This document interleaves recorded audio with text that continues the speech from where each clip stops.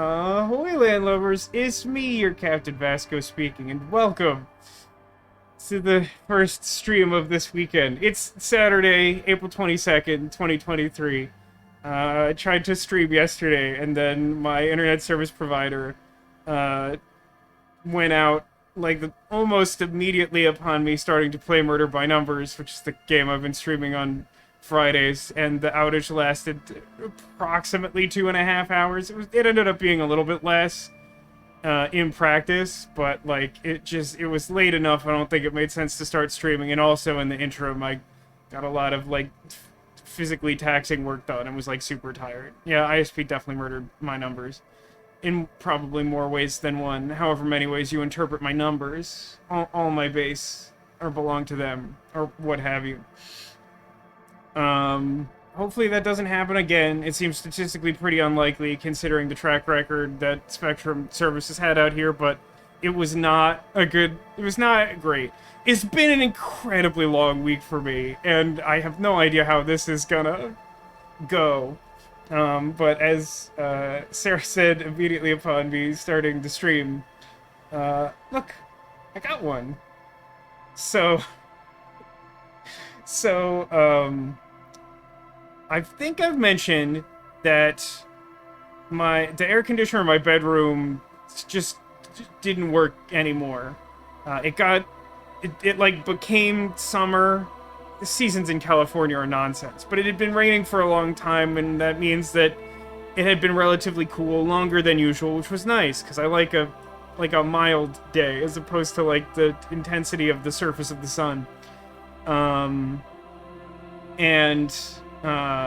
When it warmed up, I did all the nonsense necessary to install the air conditioner again, and it just the compressor just didn't work. It just didn't. It just wasn't doing anything. The air conditioner was a loud, expensive fan, and I was doing a pretty good job of compensating for that, despite the fact that my apartment is essentially a natural heat sink. And also, the air conditioner that lives in this room, and is also a bane of my existence, tries really hard but can only do so much, and can't even really cool this room once it reaches a certain temperature. So my parents helped me out a little bit in buying a new air conditioner, which is not cheap, and they let me ship it to their place because there's really no way of knowing what would happen here. It's a little bit of a crapshoot, especially because apparently it's open house season and we're trying to get new people in here, so the landlady just leaves the front door open while that's going on. So I just not messing around with that. So my mom and dad drove over here with the air conditioner today, and we installed it, and it was a whole process. And then we went to lunch together, and when I get to the car, there's a little bag on the seat that I would sit in, and it just has this Pikachu in it. And I'm like, these are expensive and hard to come by. And my mom says, well, I just went to the store and it was just there. It was there with a bunch of other Squishmallows and it was lonely, so I got it for you. Which proves A, that my mom is the best. She's great. And B, that this Pikachu is my Pikachu and it belongs to me now, because obviously it chose me, which is not typically how the relationship between Pokemon Trainer and Pikachu goes, but I accept this and I am its trainer now. Also, hi Neko, you're just in time. I've done nothing productive other than explain my weekend and how yesterday's stream kind of didn't happen. Yes, I am talking about the Pikachu Squishmallow. As far as I know, they're still sold out everywhere. But my mom found this one and she got it for me. And it's very good. And we'll take a closer look at it later. But for now, we should probably play this game. My elderly college professor didn't give me this. No, although a long time ago I got a stuffed animal from a teacher because she lost one of mine, which is a whole not interesting story that still sticks with me to this day. Weird 21-hour nightmare. That's too many hours of nightmare. I don't appreciate a 4-hour nightmare, which I've had many of in the last 3 years.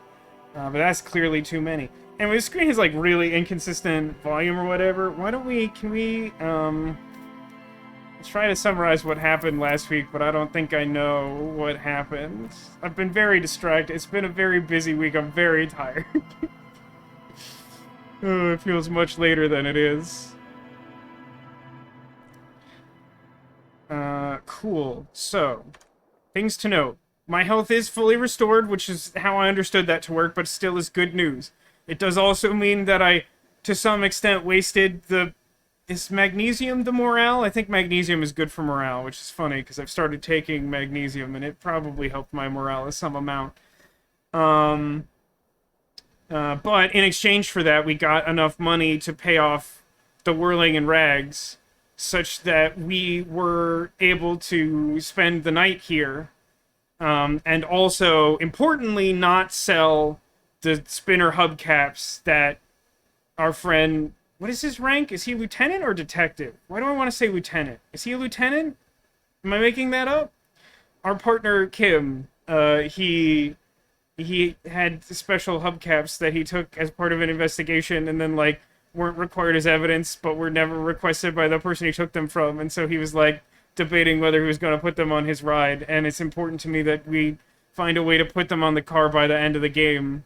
I don't know how we do that, but it has to happen. But yeah, my mom says in chat, it was a lonely little Pikachu by itself on a top shelf, in pristine condition, across from some tie-dye Squishmallows, but there were no other Pikachus, just this one.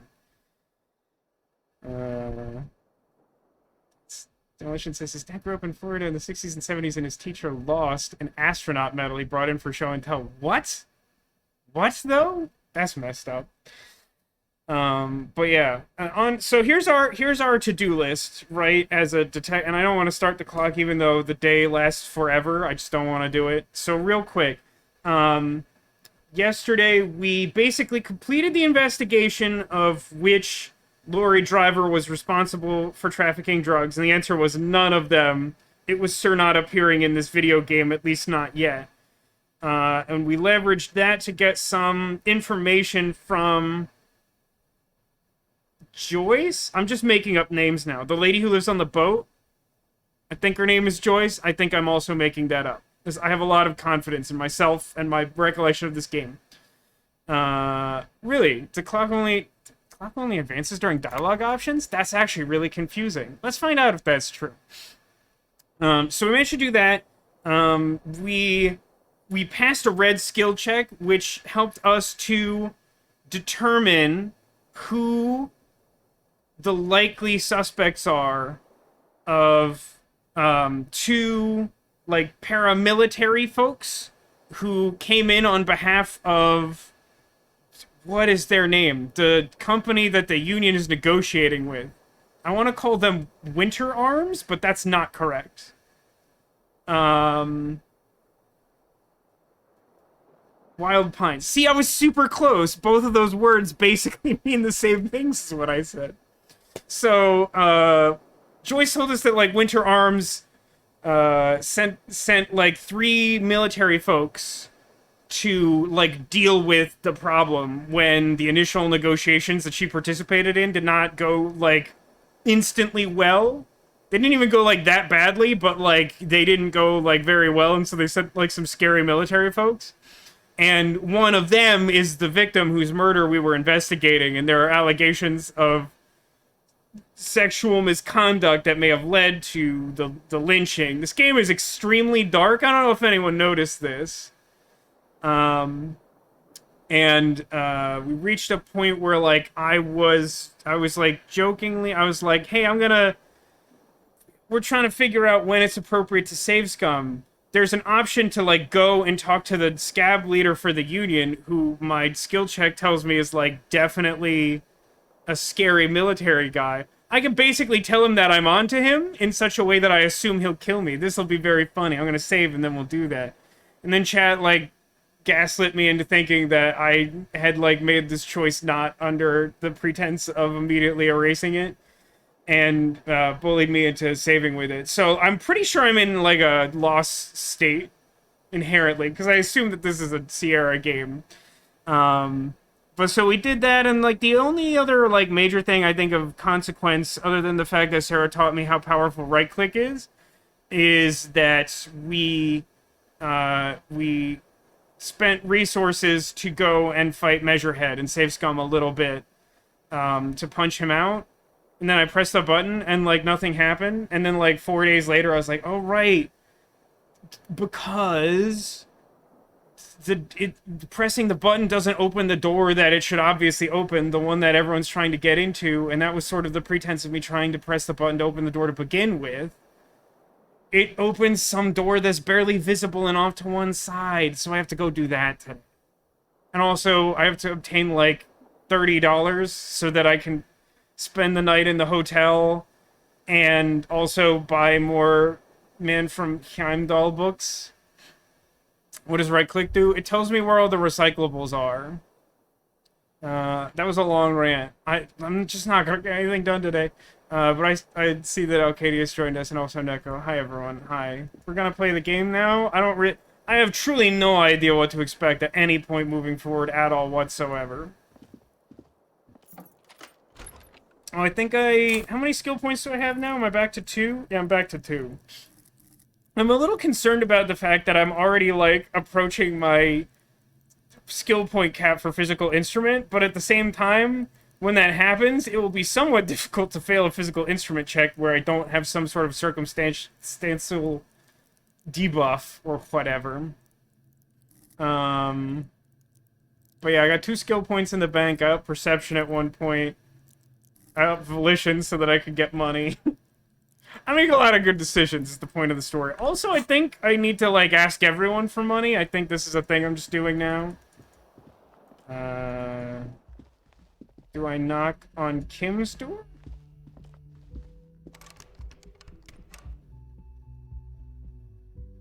Okay, no. Either that or he's pooping. One or the other. This is the room the lady went into on day 1, right? Can I bother her? The door is closed. No, I should not do that. I can't recycle anything.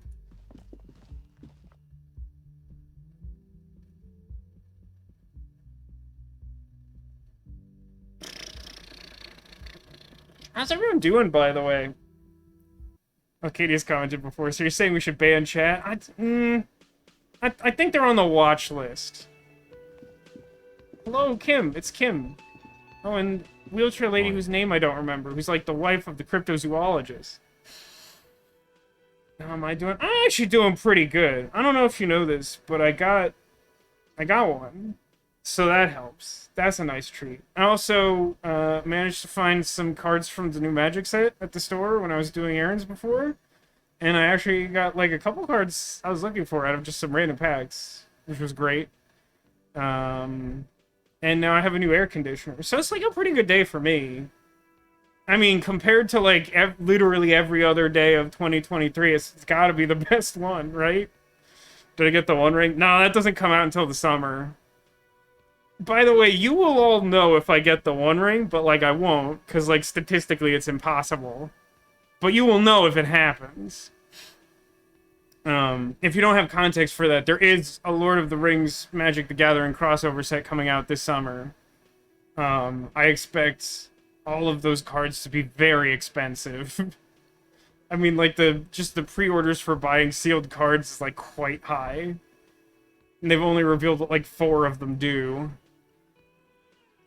And most of the ones they revealed involve a mechanic they haven't explained, so it's, you know, it's interesting. Morning. He gives me a quick Looks nod. like we can get to work at once.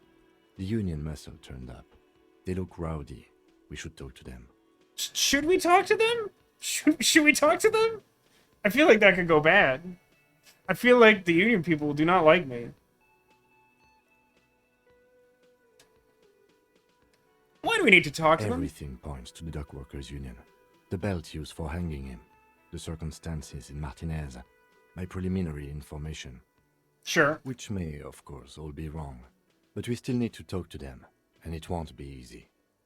I assume these guys are on my checklist, right? I didn't think they'd be here first thing in the morning. For some reason, I had the impression this group came in, like, at night. I completely forgot. Sorry, I had a rough night's sleep. It's them by the looks of it. Loud and nasty, just like the manager said. Okay. One loose thread less to worry about, and one big problem to replace it. So yeah, they were definitely on my to-do list because I just checked that off my to-do list and got 30 points. Katie says, I think this every time your character looks like a villain. What? I wish I could zoom and enhance. This guy? You think this guy's a problem? Honestly, I've never found the physical appearance of a video game protagonist more relatable than I do to that guy. I can zoom and enhance me. See? I look like this. And he looks like this. Like twinsies. I guess I'll ask what he means by rowdy, but I assume just like rowdy? I mean ungovernable. Martinez isn't exactly enthusiastic about the RCM being here. They prefer to be policed by the Union. These men here, men who drink beer for breakfast, there's talk of an armed wing of the Union called the Hardy Boys, who are responsible for state policing. I think it's them. There's so many of them. Maybe we should call for reinforcements? That would just escalate tensions. No captain would sign off on it. Solving one murder isn't worth a conflict between the RCM and the Debarders Union. I will say that, like, I feel like I grasp a lot of the individual elements of the world building so far. I find the notion of how the RCM works kind of, like, difficult to fully grasp.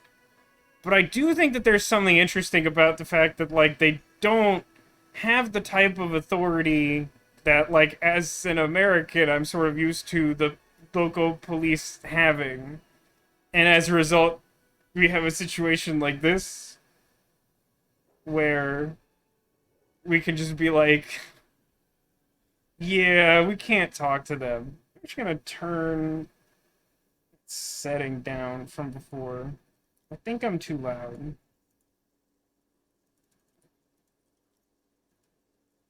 Put it back to 4.7. Let me know if it's too quiet, but I think I turned it up too much. And I don't want it to blow out and be a problem later.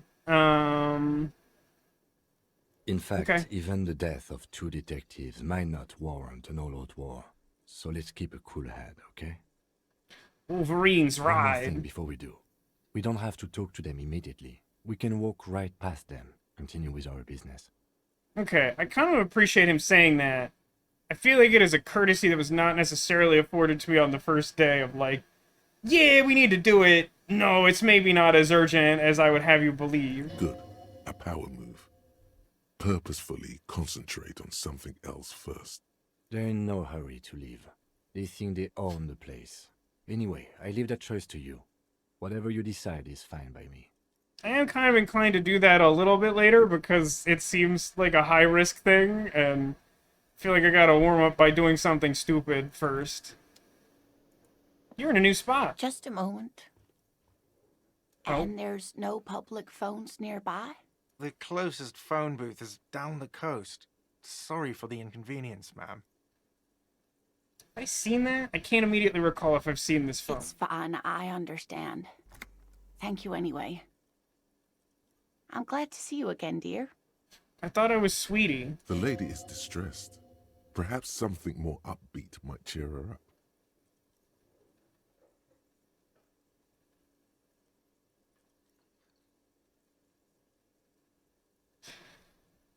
I feel like the thing that I want to say is somewhere between 2 and 3 of, like, definitely offering to help, but, like, making sure to acknowledge the emotions. But I think the thing I'm actually going to say is, howdy, Lena, what's kicking? Please don't trouble yourself about me, sweetie. I was just hoping to make a call, but the Whirling's phone line isn't working. That sounds like bad news. That sounds like the type of news where something has gone wrong in the last 8 hours or however long I've been sleeping. Hey, Mr. Generic Name, good to see you. I'm sorry I have not been able to catch any of your streams recently. Mondays have become a really busy day for me, and also it's been a pretty bad year. Today excluded. I hope you're doing well. I don't know if you know this game. It's pretty rad. I'm really bad at it because there's an element of dice rolling involved, and I don't understand what's going on at any point. A faint smile tells you she appreciates the effort, but at the moment her mind is on more serious matters. more serious than the call? Isn't the call to address the more serious matters, more serious matters for Cuzco? The union office probably has a phone, but I can't really get there. Or to the phone booth down the coast. And Gary's phone is dead too. I'm more this might be a job for me, but I'm more concerned. Why did you need the phone? To let the young woman who's house sitting for us know that we may be delayed. Morel, my husband, and our friend Gary were supposed to get back by Monday night, but they're still missing, and I haven't heard from them. That's more bad news. I didn't want more bad news. I wanted to help you fix bad news, but that's like double bad news. I was also hoping she'd heard from Morel. She? Which she? Which room? Oh my god. This sounds more like a side thing. I need to take care of my main thing, then I'll get back to this. It's funny only because it's self-aware of being a video game and priorities, but like, nah, I want to help this lady. That's just it. This isn't like him at all. He always plans his expeditions so carefully. This is bad. Cold breeze hisses through dense thickets of reeds. Something sweet in it, somnolent. A damp chill goes down your spine. When you look around, you're still in the whirling in rags. Oh, shivers. You have more important things to worry about. Yeah, just in case anyone is somehow tuning in just now and we're not familiar with the game. So this is Disco Elysium. It is defined by, among other things, the fact that your character's identity is not simply the choices you make, as would be typical for this general style of story where, like, you have dialogue choices and they sort of have consequences on the world and you're trying to advance some mission or overall story, which these things all still apply to the game, but instead of your character just being defined by your actions, which is, like, kind of a familiar sensation, your character is defined by an amalgamation of various characteristics. You put skill points into them at the start of the game, and these sort of determine how likely they are to sort of chime in conversation or introduce observations that may or may not help you to complete tasks. And they also may or may not help you to actually do those tasks in the form of skill checks, where there's a random die roll and then you add an appropriate stat. That's my Inland Empire so high? What happened here? Oh, I'm wearing, like, funny pants or something. Okay. I get really easily distracted, because there's, like, a lot of things to remember in this game, and I just, like, choose not to. Tell me about the expedition that hopefully hasn't killed your husband. Just some field work, sweetie. Morel is a highly trained scientist. He and his assistant Gary are studying an extremely rare species of insect. I'm not gonna lie, I am super tired, and for some reason my brain transposed Gary and scientist into the word genius. Don't ask me how or why, but it makes that sentence seem funnier. Morel is a highly trained genius. He went to genius school to learn how to genius. But they should have returned by now. They were just going down the coast across the water lock to set a few traps. He said they'd be back on Monday. What could be keeping them? Do you think that they went to the Pale where you can run around naked to restore the health of your liver? I need to know more about Gary. Is he trustworthy? Is this man on the level? Oh, sweetie, it's nothing like that. Gary's as loyal as they come. I trust him with my husband's life any day. Are they in a rough neighborhood? There's a nameless old fishing village nearby, but we've never had any trouble there before. What's it called? There's a lot of crime around here, isn't there? Mm-hmm. I can't say it's the best part of town, but I wouldn't worry too much about a pair of grown men traveling together. The lieutenant doesn't want to agitate the woman. Do it. Find her husband. This will surely lead to a cryptozoological mystery with that extremely rare insect. You're super weird, Inland Empire. Oh my gosh. That's too bad. I sure hope your husband comes back. This sounds like police business. I'll do it because I'm a cop. I don't know if you know this, but I am the law. Are you sure we have time to go chasing after bug hunters just now? I am I sure. did suggest we play it cool, but...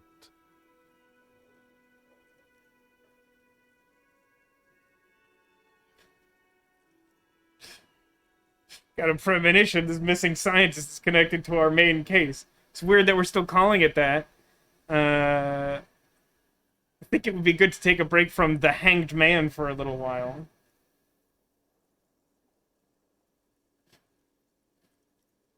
Honestly, as goofy as this is, I feel like in some way it might make him feel better if I'm like, I think it's connected. I don't think he'll believe it, but it might help.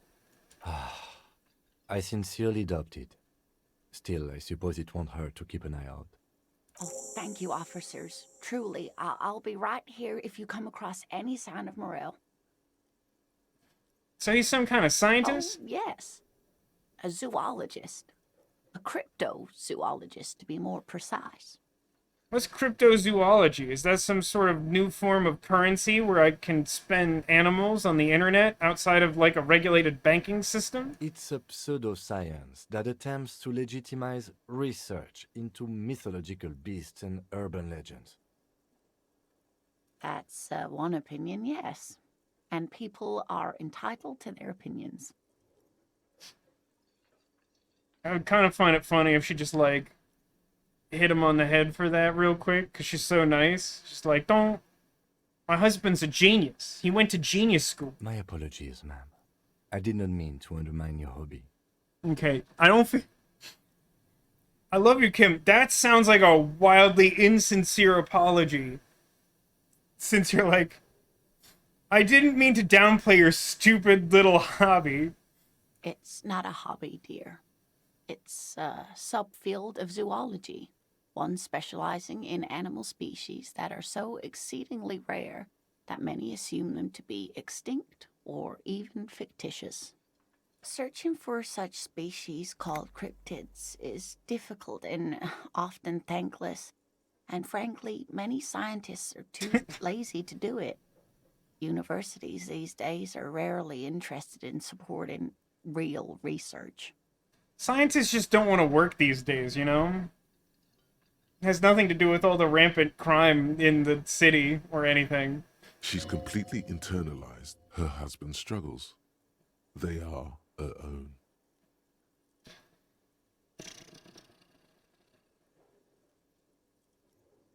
Oh my god. Look at this check. Look at this awesome check. Oh, this is dessert, okay? We gotta work through the dialogue tree so that we can use my highest skill to have her tell me about some cool cryptids at a 92% chance of success. Meaning I actually might succeed at it. I'll be pretty mad if I don't. So I need an 11 and I have a 7. Yeah, there are very few possible rolls to fail that. And yet, here I am. But first, let's find out all the important stuff so we can get to the important stuff. So tell me more about your husband. Looks, character, maybe his key skill if you know it. Oh dear, I'm not sure where to begin. What's he look like? Well, his expression is slightly grumpy, but his eyes are always bright and curious, like a small boy's. And his palms are quite coarse from all the field work, but he's quite gentle. Got it. So I'm looking for a scarecrow with steel wool for hands and, like, the face of a small child. It's always a challenge to describe the person you know best in the world.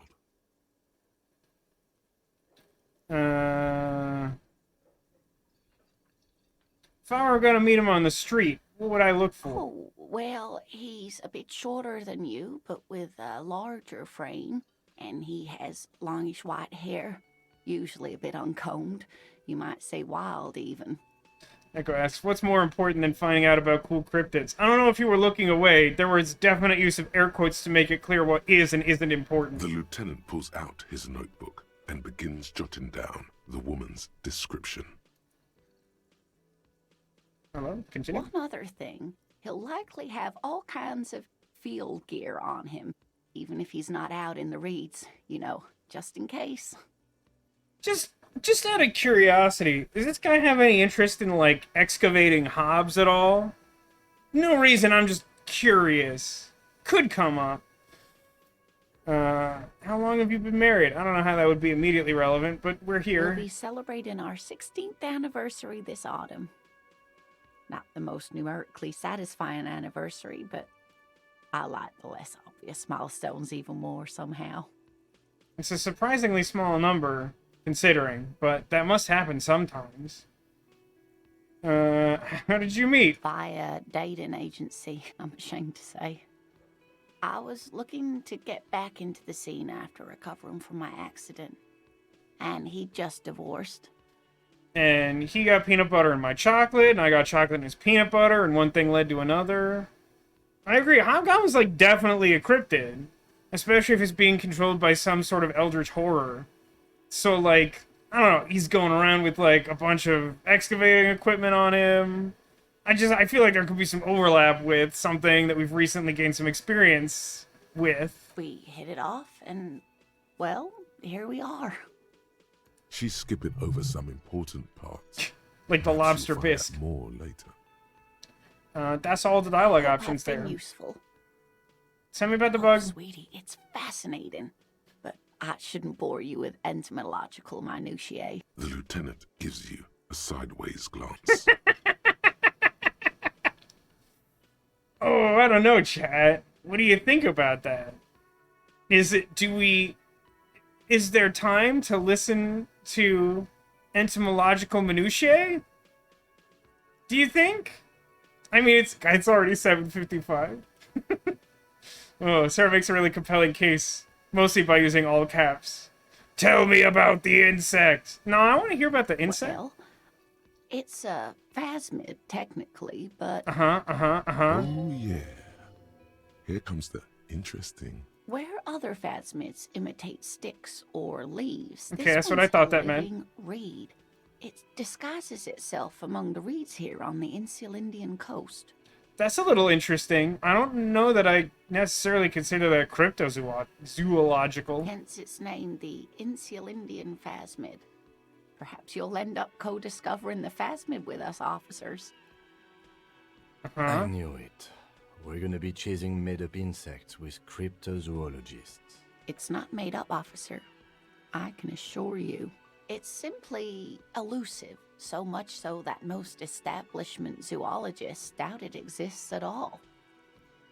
What makes you think it's here? Well, some teenagers making out in the reeds saw one. They didn't know what it was, of course, but there was a brief article in a local newspaper about their encounter with a ghost insect that looks like the reeds. Gary sent us the clipping. I have to say, I don't know that there's any more reliable witness than two teenagers making out. So newspaper clipping is all the evidence you have? Of course, most phasmid sightings turn out to be false alarms, but their description matched the Insular Indian phasmid perfectly, and they didn't even know what they were looking at. Is it dangerous? Not at all.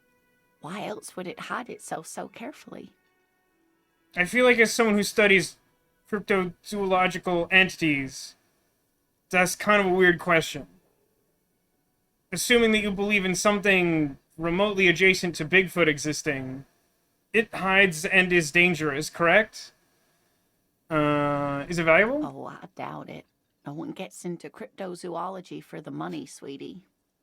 They do it for the chicks, right? Does it have cool powers? Yes, it can blend in almost perfectly among the reeds. No, like It's cool how it powers. stayed hidden all these years, centuries even. A joke, but it's just funny to me. So what's so special about Oh, stickbug? dear. I'm afraid I'm not explaining this very well. It is very special. Morel can explain it all much better. I wish you could hear him describe it. Then you'd understand, I'm sure.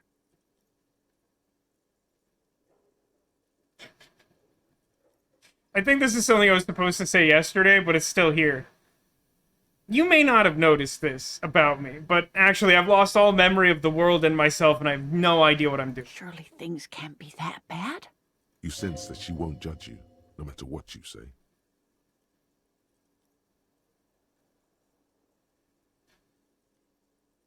I mean, normally I would go like full like catastrophic lunatic, but like I am like she is now pinning her hopes on me finding her husband. So like I don't it's probably fine. I'm past a couple skill checks now. Don't worry about You it. know where we are, right?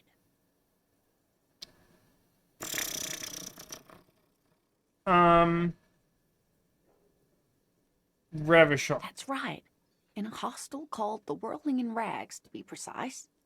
Yeah, but I don't know what that means. Oh my. How would I even begin to tell you?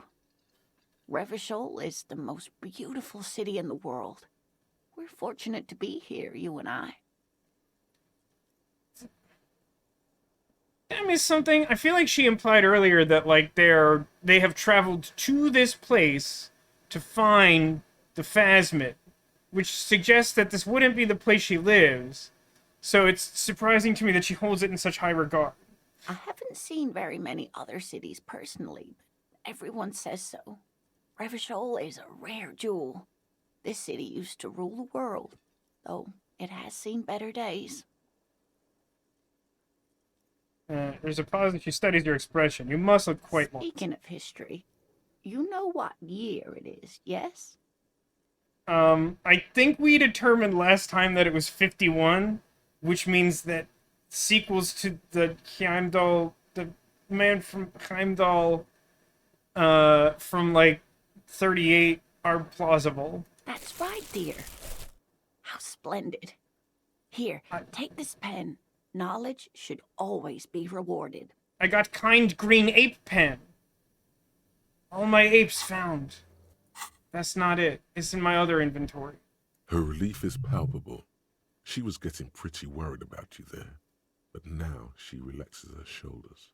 Outside, spring rain seeps into the cracks in the walls and the cobblestone streets, and into grated storm drains, all the way down into the sewers.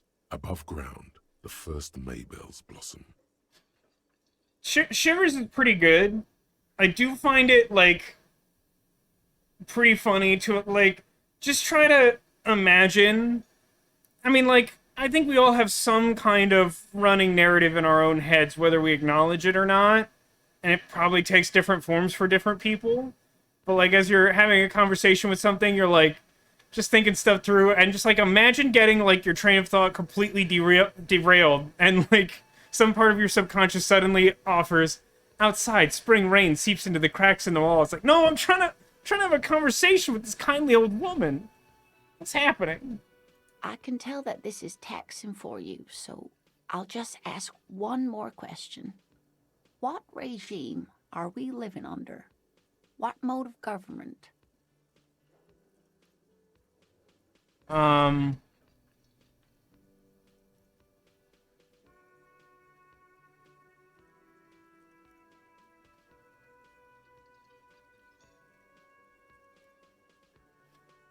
honestly not sure I know this. I should. I, like, 100% should.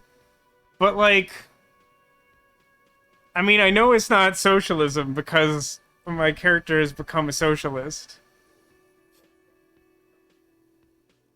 Well, that's true. I allegedly get, like, 4 additional experience if I say communist things, right? So far, I haven't gotten it to trigger. This is pretty explicit, though. This might work. I feel like I should do it just out of curiosity, although I would love to get another pen. Oh, sweetie. It's really not. There used to be people who thought that way. Other people who wanted those things, but they all went extinct.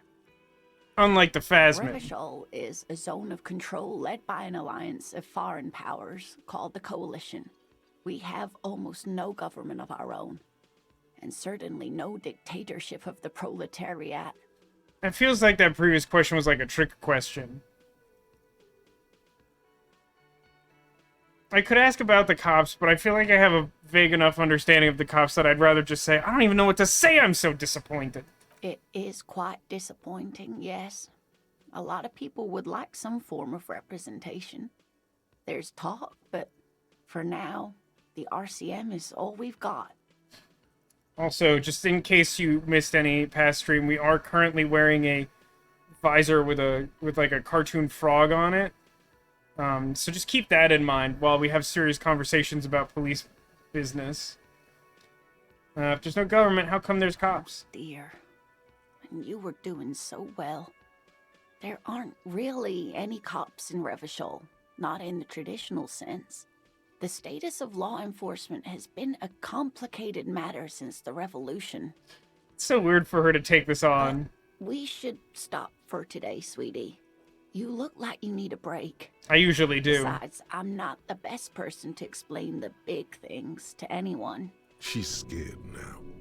She's realized you really are brain damaged. How did I do? You were doing quite well up until the end there. It does look like you're having trouble remembering things. History and places. Remembering reality, in a word. It's very odd. Yeah, that's an A understatement. sigh.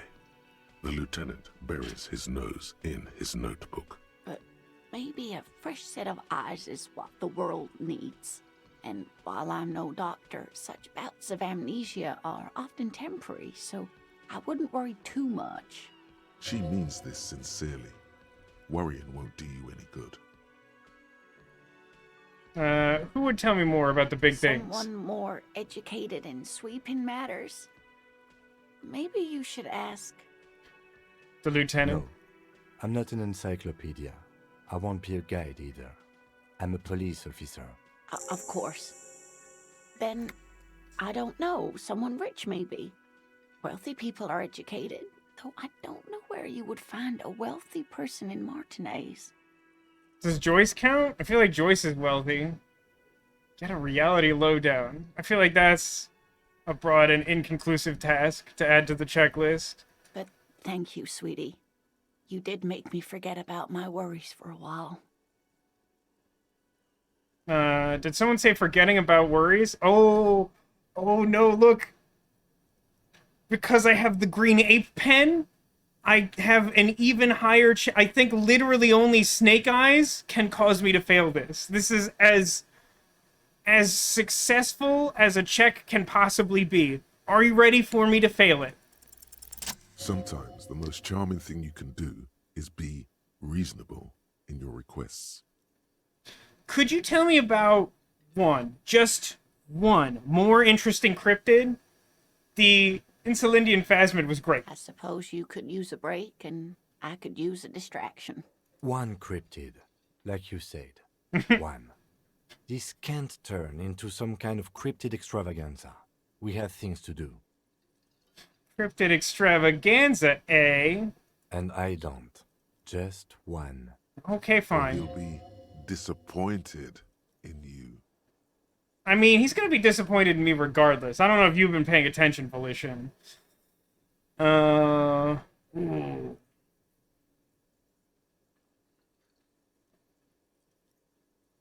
Oh no, this is such a difficult choice. I only get one. Everybody gets one. I feel like I should ask about the one on the pen, right? Do I have reason to ask about any of the others? Can't immediately recall anything that's happened so far to allude to the existence of some cryptid that I could tie to my experience or to plausibly existing in the game. I feel like since she was carrying around a pen of it, it must be one she cares about quite a lot. Tell me about it. Yes. It's the kind green ape. Half war story. Half undiscovered species in the genus Homo. War story? Yes, it was reported by soldiers in South Safra during the war. The kind green ape would visit bunkers during the night, healing wounded soldiers with its saliva. Steven Universe. Wow, it's saliva? Yes, it has amazing healing qualities. Some soldiers reported growing back limbs, regaining their sight. You said something about an undiscovered subspecies of man? Indeed, there is. It's our closest relative among the cryptids. Same taxonomic family, different genus. Which is to say, the kind green ape is a species with which we share a common ancestor, and that evolved parallel to our own, just like your partners.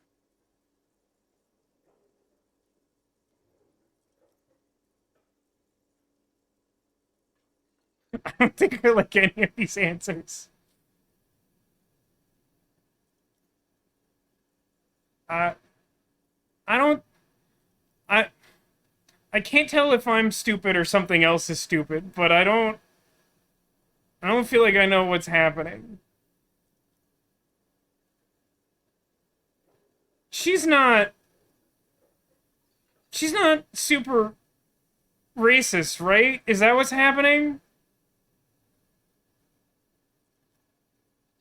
I'm gonna go with 2. I'm a little uncomfortable. I don't want to call her stupid, but I don't understand what... The lieutenant looks at you, pleasantly surprised.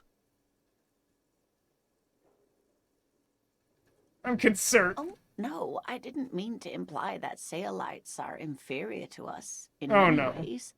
You are superior. For example, your earwax doesn't have a foul odor like ours does.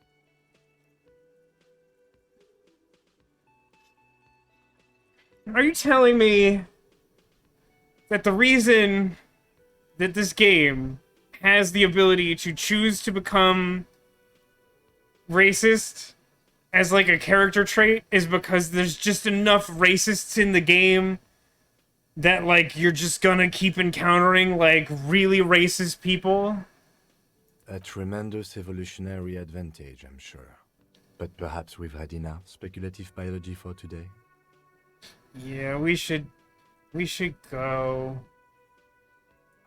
Of course, dear. I did promise Kim that we would do 1, and then she said something really racist, so I really think we should go. Oh, okay, the game is crashing, don't worry about it. Items. No, it's not super expensive, but I could maybe sell the pen if I ever figure out where the pawn shop lives. Oh, something has happened. Oh, this is the box they were talking about. I was so confused about the implications of the box. They kept calling it like the Union box, and I was like, what does that mean? It's like a private room that like a restaurant might have. What am I doing today?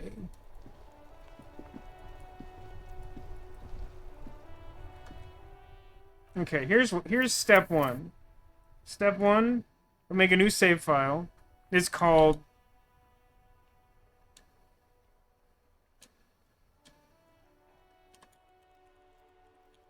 Racism Frowny Face. I feel like we're gonna be able to reuse that name a few times probably.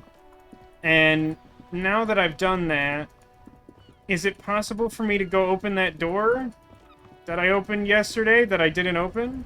Did that make sense? Did anyone follow that?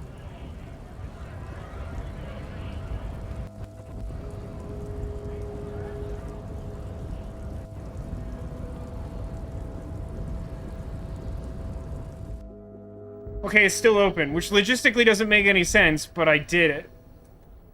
Hang on. Can I have this? It is... It's a book called The Smoke? Is that a sell item? Or a... No, it's an interact item. What do I expect that to do? Leading intellectual organ of communism. Offers radical perspective on contemporary issues. Because I'm communist, do I get points for that? Yellow chip. It's a boat print on the pillow and a pattern of coffee rings on the armrest. Radio is emitting strange buzzing sounds. I've been accused of less. Someone left the coffee machine on. Dark liquid looks almost sentient. Standard Office file cabinet. The drawers seem to be locked. So many things to interact with. This drawer is open? On second glance, someone has forgotten to properly close one of the drawers. Does it have loose money or a bottle in it? It's unfortunate for the Union to just leave their paperwork lying around like this. Let's see what's inside, he thinks. Open the drawer. The drawer opens smoothly. Inside is a well-organized selection of brown folders. Browse through brown folders. Hundreds of documents containing logistical data. 2 kinds of transactions stand out. Materials coming into Revachol from the outside world, from Muindi, Grad, and even Ilmara. I'd love to hear the opinions of anyone in chat about the very generous use of allusions to nations and nationalities that, like, you just don't have proper context for. Like, yeah, it suggests, like, a big, wide-open world, and it makes it feel a little more lived in than, you know, like your standard young adult fantasy book where there's, like, 4 nations, and that's, like, the whole world or whatever. But, like, they just do it a lot. I feel like they do it a lot. And the same materials being handed over to companies inside Revachol, Kuron, Coal City, La Delta, and Jamrock are listed among the many districts where the imports are being sold. Quickly, Brain, tell me if any of those are interesting. It's hard to make sense of this thicket of company names, dates, quantities, and percentages. You try to focus, but the lines are getting blurry. I'm pretty good at volition when I am not having a bad day. Which is also true of my character in this game, shut up about it. Whatever's hidden here is hidden well. Concentration isn't enough. Only a trained accountant with a background in logistics would be able to really make sense of it. However, there is a little handwritten note stuck on the side of the drawer.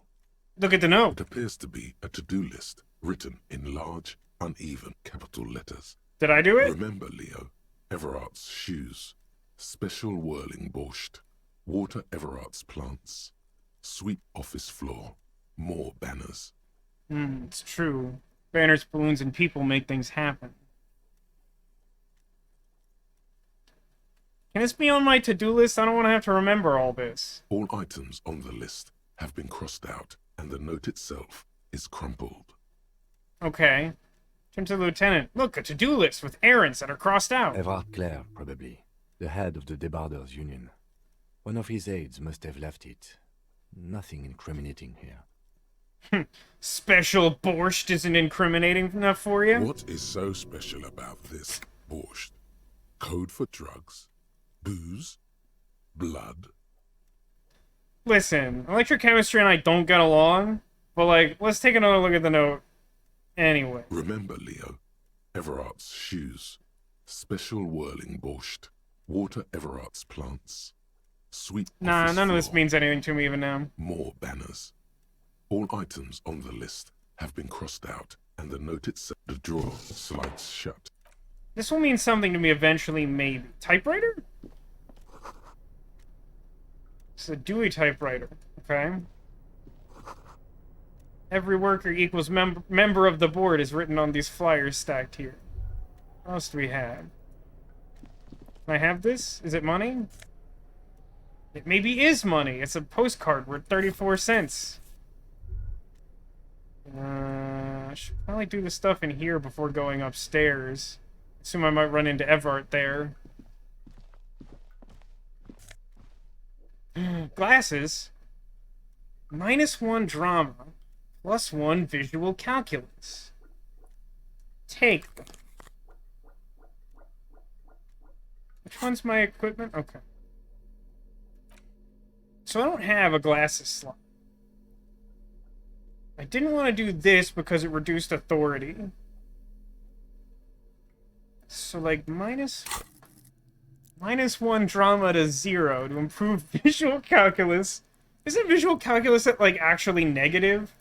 Or did I somehow fix that?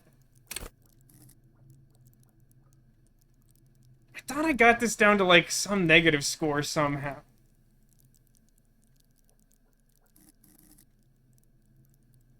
Dude, look at my yellow skills. What's going on here? I mean, obviously perception I put a skill point in, right? In savoir-faire, am I wearing multiple clothing items that are reducing its stat? Or just like one that's doing it super bad? -1 from pants. -1 from shoes. Okay. And then, why is reaction speed reduced? Oh, it's not. Interfacing and composure are increased. Are those just clothes? Okay, I'm wearing a super weird outfit, is the takeaway from that. I don't know what good drama is, and I feel like visual calculus is better, but I'm still not putting on those glasses for now. Click. Book. Oh, it's not a book, it's magnesium, which I need because I wasted my previous magnesium on saving some sweet rims. And by wasted, I mean it was entirely necessary to shut up about it. Let's go out here now. Guess I'll go upstairs. Look where we are! I never thought I'd be up here. Left his tarpaulin cloak hanging on the railing here. The white rectangle of the Revachol citizens' militia is clearly visible on its back. This has me... So, again, this could just entirely be me. Maybe you look at this and this makes sense to you. Just the architecture of this looks really weird to me. To the point that, to me, it looks like I should, like, be able to walk around to the back of this, and then there's like a door here, and I like walk through it, and I'm on the other side. Like, that's what it looks like to me. Considering how I now understand this to work, that this roof is just nonsense. It's like an MC Escher painting, and that this is attached to the building we just came out of. If it had been possible for me to pass the savoir-faire check, which we know isn't possible because I have -2 from my intense outfit, and I had jumped down here and got this, what on earth would I have done to get back? This is your cloak. You can feel it. Lieutenant, I think that's mine. Yes, it does bear the RCM insignia, and we are the only detectives in Martinez. You think I should get The it? service cloak issued to you by your station? Yes, yes I do. Okay, it's mine now. As your fingers touch the tarpaulin, it almost feels like the cloak wants to deliver a message of comfort through your fingertips. I will shield you from the elements and give my life for yours. That's what the cloak is relaying. Okay, now hang on. My jacket's very good. It reduces half-light, which I'm okay with, and gives me even more suggestion. What does the new coat do? See, I don't like Esprit de Corps. Shivers is pretty good, but it would mean getting extra Esprit, which I don't want, and it would mean having less suggestion. I don't think that's a good trait.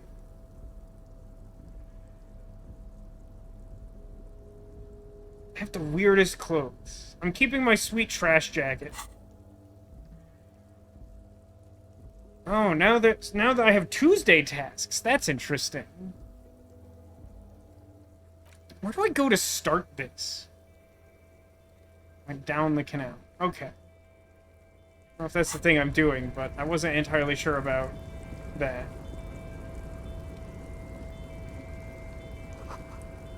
Collecting rainwater. Something we don't do here in Los Angeles, for reasons. I don't know which direction is... Oh, hang on. I'm having a thought. Machines. Okay, I could just, like, have a thought and look at that, or I could walk all the way over there. That seems like an efficient use of time and space. White pine trees are printed onto the screen covering. Looks like a forest under snow.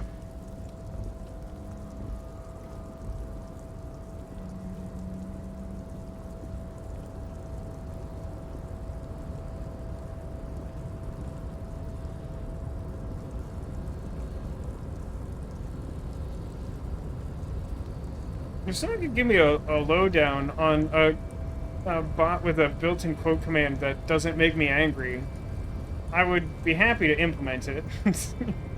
The only one I know that has it built in is Streamlabs, and I don't want to do more Streamlabs things. I just keep procrastinating on getting rid of the ones I already have. I don't know if I should press this. I don't know what it does.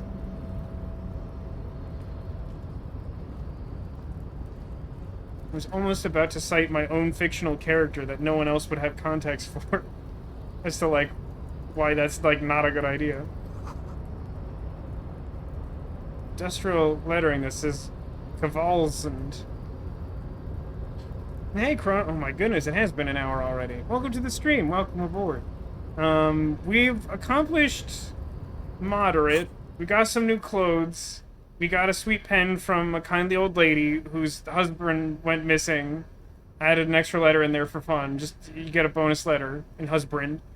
And, we learned about cryptids, but it turned out the nice lady's also super racist. So, we win some, we lose some, and now we got up here, and I got my jacket back.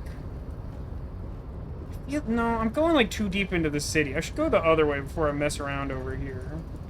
Like, that's clearly, like, advancing the game in a way that I want to do, but I want to know what's, like, up here first. Because this is how video game works. You do the dead end for... Nope, there's no dead ends. What is this? That's a lot of cigarette butts. It's not even the good kind of butts. Also drinking butts. What's in this little booth? This is the Night Watchman's booth. The name on the door reads, René Arnaud. So, this is where Renee works. I'm gonna look around. If you must. But please hurry. We are pretty easy to spot up here. Do I know who Renee is? Nothing incriminating catches your eye. The cabinets are clean and their sparse contents meticulously organized. There's a framed photograph on the table. Is it Judith? It's a Take the black and picture. white photo of a young couple out in a street fair. The man, René, is dressed in a Royal Carabinier uniform. The girl is young and very pretty. She is smiling playfully at the camera. He's the guy playing the ball game. Okay. Okay. Not the sandwich one.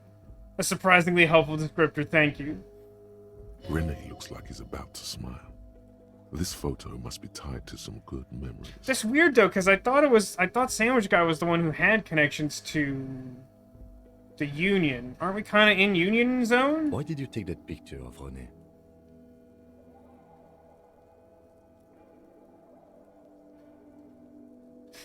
I don't think he's gonna like any of these answers. But I do feel like he's gonna need to get used to me picking stuff up, so I'm gonna do it. Fine. But let's move. I don't want to be seen snooping around here. Okay. Just know I'm gonna keep picking up stuff, though. I have a problem. Can I sell it? That'd be funny. Be like a psychotic thing to do. Oh, I can. I can sell his photo for 1.21 real. That's cool and normal. So this looks like this isn't actually stairs. It's fake stairs? Oh, hang on. Oh, I briefly had a thought. All those empty wine bottles and cigarette butts on the ground. Someone partied really, really hard here. How hard? Well, they went through 6 bottles of potent Pilsner, 3 bottles of Commodore Red, and almost 4 packs of cigarettes. It must have been pretty hard. Well, in the words of an immortal poet, when it's time to party, we will party hard. Did I do that? Well, yes, I think we can say with relative confidence that it was you. Why did I get experience points for that?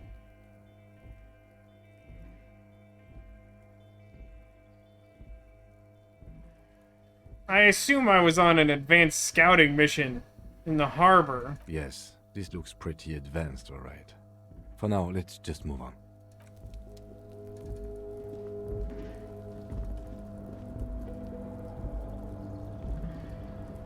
Alright, I guess I'll go this way. Click, click, click, click, click, click, click, click, click.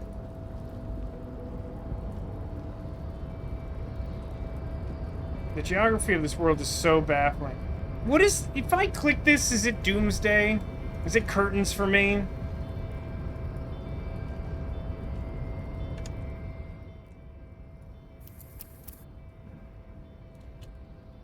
No.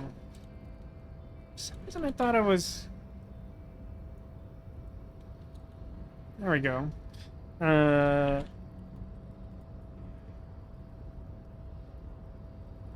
I kind of just want to know if I can get a sense of what it does. Does this open the main gate, is the thought that I immediately had? A rusting control panel with several knobs. 2 buttons marked Marche and Arrête are faded with use. It seems to control the large crane above. Oh, a no. container is attached to its hook block. No, let's not. I mean, that sounds like fun, but let's not do that yet. We're sort of incognito. Heavy use of air quotes are implied. Hang on. There's money in this pallet? There's literal money in it. Someday I will buy a book. Gotta use right click, it's very powerful.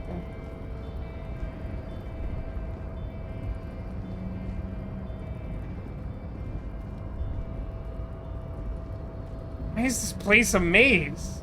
Oh, hang on, I'm having a thought. Shipyard ahead is oddly quiet. The great machines are sleeping.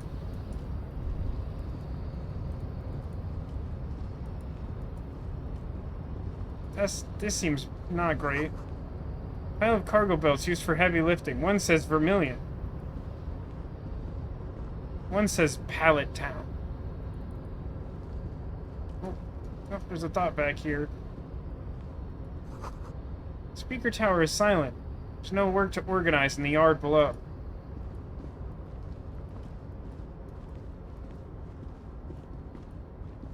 There's always money in this banana stand. Musk of oil and rust comes from the chasm in front of you. Smells like blood. Cool. What's this? It's gloves. It's half-light gloves. What do my current gloves do? Interfacing. What does interfacing do?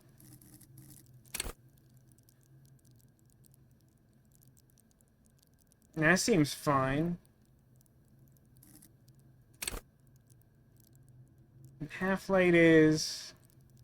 like intimidation.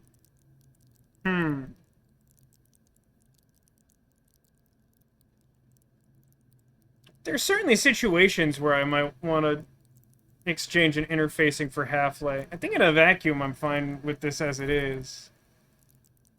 Physical instrument is so high. I feel like I've inadvertently made myself into like a complete vigilante, and I think I'm okay with that.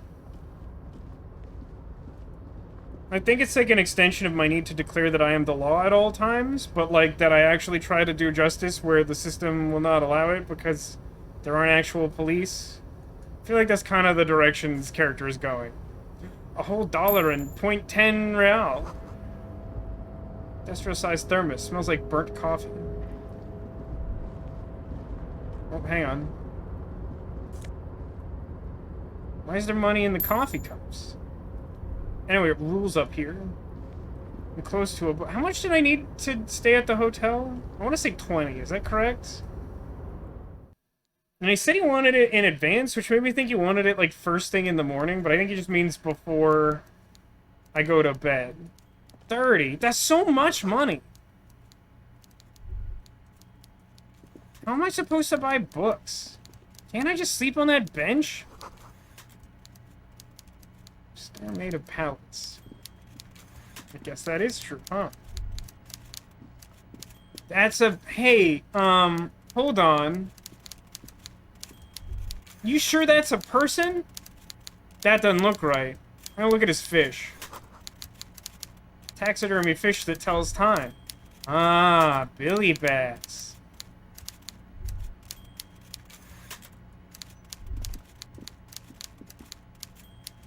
Hi? Before you is a walrus of a man, seated behind a large desk. He looks up from his work, not the least bit surprised to see you. I have a few thoughts. One, now that we're here, I do feel like Joyce had mentioned something about the largeness of this absolute unit. She used the common parlance of my own day. Secondly, what's with his face? Like, what's happening? I have an expression that has yet to be named. It actually reminds me. Can I look at my map? Oh yeah, I can like redo Tommy's empathy check for some reason. I wanted to do that. So like, oh, like enough time has passed I can try to get better clothes from Sealing? That's pretty cool.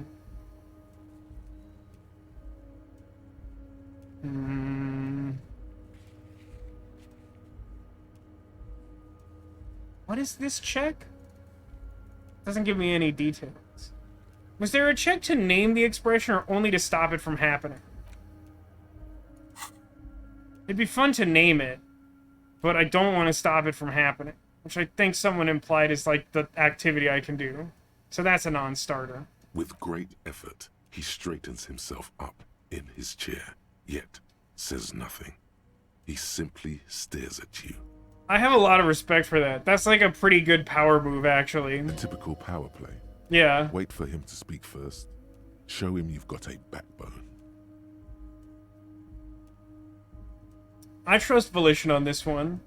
I'm gonna stare at a walrus. The one good eye of this man fills you up without even flickering. The other, his lazy eye, is constantly moving like a goldfish in a tank. Well, that does actually answer my question to some extent.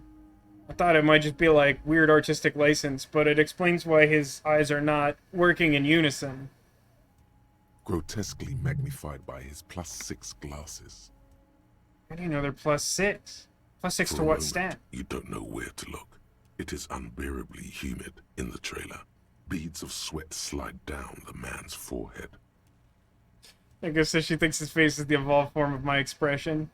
I mean, I like to think it's like a parallel evolution, but like without some sort of racist sub-commentary. Yet, he's unperturbed, holding his own. I got this. I'm gonna keep staring. At first, nothing happens.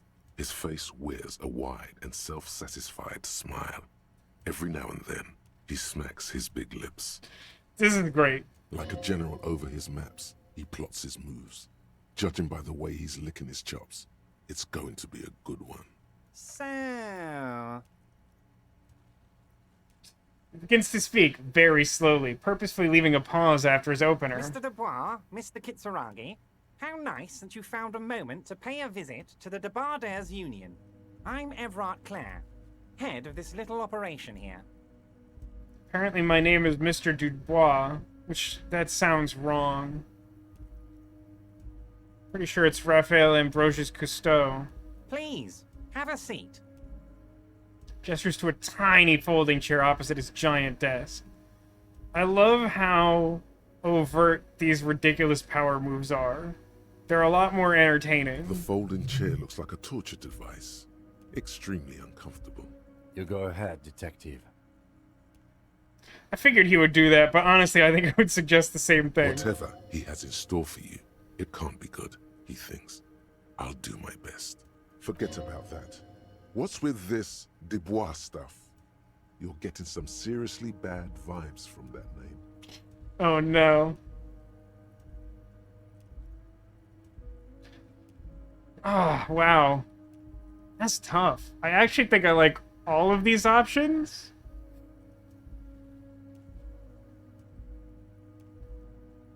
Power move calling you the wrong name. I mean, I know you're joking, but like that is actually a pretty good power move too. I think generally it is probably unwise to act on most things Inland Empire says unless you already are thinking or agreeing with them. It's kind of a power play for me to insist to stand, and I know this from the fact that I have a natural tendency to do it around people and it makes them uncomfortable.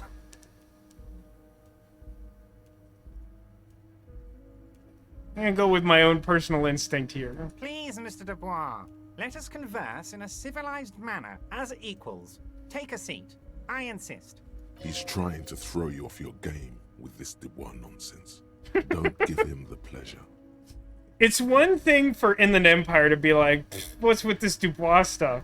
It's another entirely for Authority to be like, nah, that sounds wrong.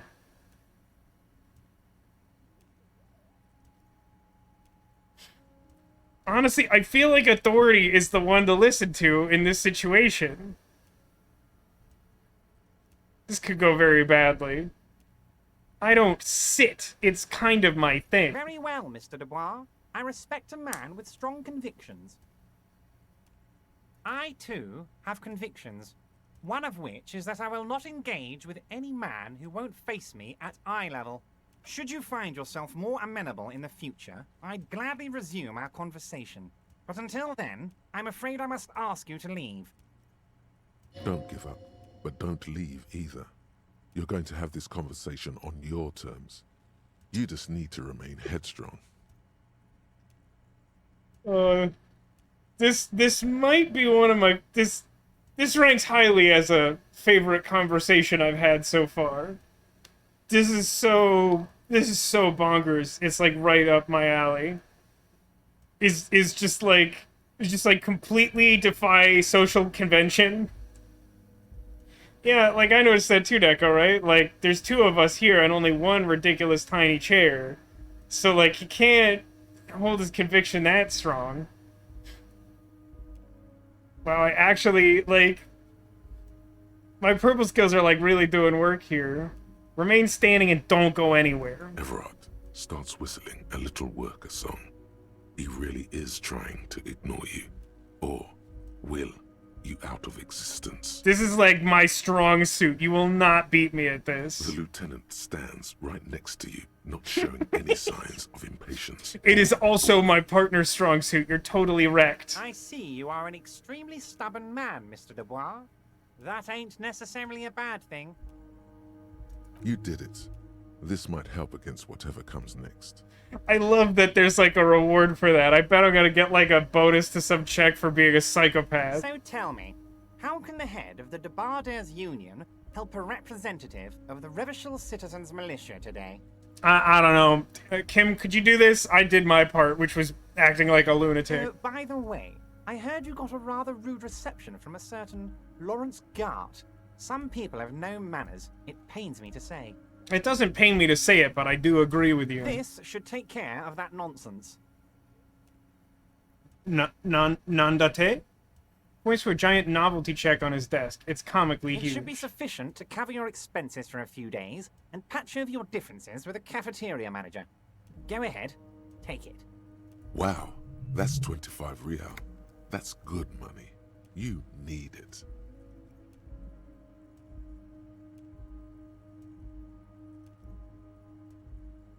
Man, this feels important. I really want that money. Because I want to save up for books. And something tells me that I have to keep sleeping in order to survive. I mean, it doesn't cover much, but like in the scheme of the universe as I understand it, it's kind of a lot. I mean, the world is expensive, but like... I know I shouldn't take it, I just want books. Like, I know it's wrong. Yeah, he does say for a couple days.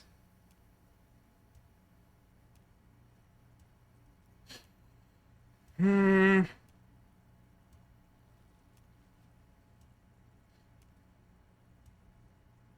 don't think it actually helps me to go... I think you could misread this man and think that he would respect the move of me, like, taking 5, the really hard stance, and swearing at him. I don't think that's actually true, though. I think, like, the thing I want to do is take it. I know it's wrong.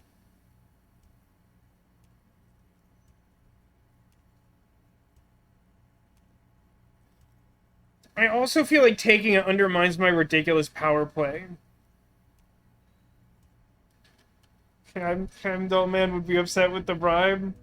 It's probably true. but, like, he has the benefit of already having 2 Zweihanders. I don't have any Zweihanders. I think I just say 4. I think I just play it super cool. Like, accepting the money, I really do think undoes my power play, and I'm really committed to it at this point. Okay, okay. I respect a man with principles. No handouts, then. Crosses his arms on his ample midsection and sinks further into the chair if that were somehow possible. Now, I'd like to set your mind at ease about one other matter. Your lost gun. Let me assure you, Union people are on it as we speak. I've got my best hounds looking for that lost gun. I think I appreciate that, but it doesn't actually give me any sense of comfort that that's happened. His slug-like lips move, but all you hear is an echo. Lost gun, lost gun, lost gun. Are you sure it doesn't say, a pocket watch, a pocket watch, a pocket watch? The world is swallowed by a black God hole damn. of fear. Only 2 words escape its gravitational pull. Lost and gun.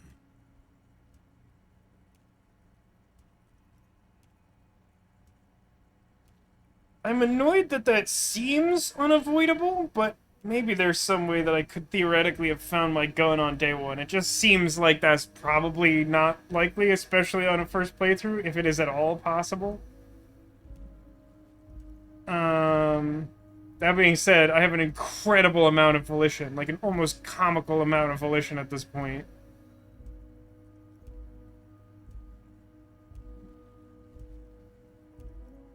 I think I just continue to play it super cool with this guy. I don't acknowledge the gun. Are you all right, Harry? You say you got this, but you seem a little anxious to me. Don't be. Everything's going to be all right. In that case, I feel like I'm handling this rather well. It's not like you left it loaded. You didn't lose a loaded gun. Local children aren't out there playing with it right now, pointing it into their own mouths. It's in a safe place. I just know it. I have a feeling everything's going to be all right. Kim? Kim? Composure 3, at least you're not sitting.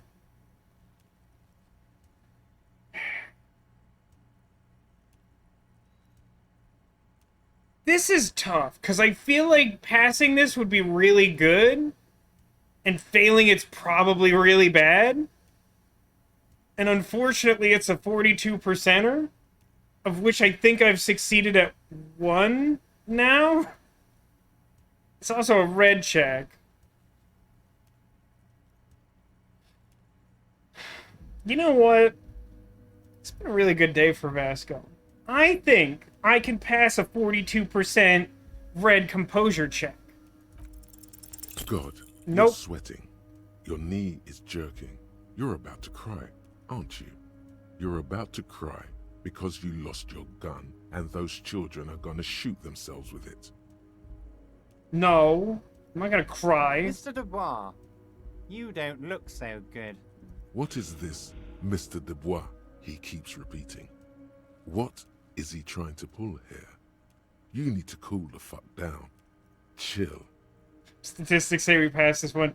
No, Kronos, I'm afraid 42% is a statistic that will always cause us to fail. Mr. Dubois! Mr. Dubois! Harry!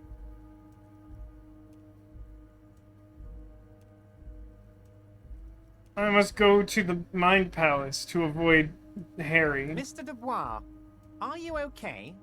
Can I get you a glass of water or something? Are you having some kind of medical emergency? Maybe you could use your hands somehow, in a kind of throw-in motion, like you're throwing that Mr. Dubois act right back at him. He's Mr. Dubois. Okay, I don't trust composure very much. So, like, that doesn't sound great. I mean, it sounds pretty funny. But, like... I'm trying my best to stay cool. I'm pretty bummed that I failed that check, but that, I mean, 42% is equivalent to 0. Is like the one thing I've learned from this game. Like, math is sometimes really complicated, like some infinities are larger than other infinities, but like the weirdest one is that 42% is actually statistically equal to 0, which like doesn't seem obvious, but is demonstrably true.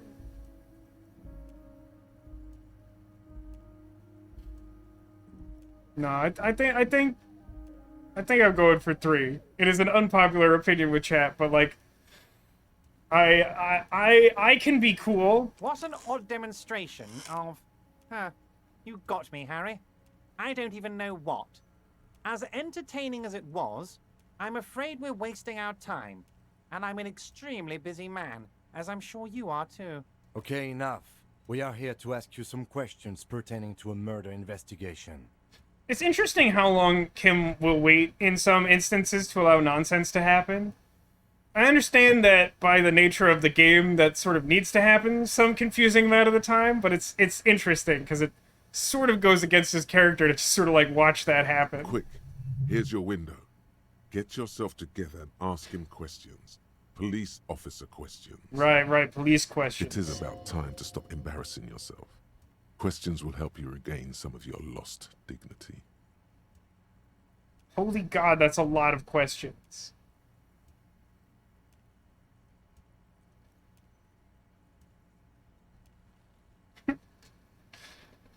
We're supposed to ask him about the dead body, aren't we?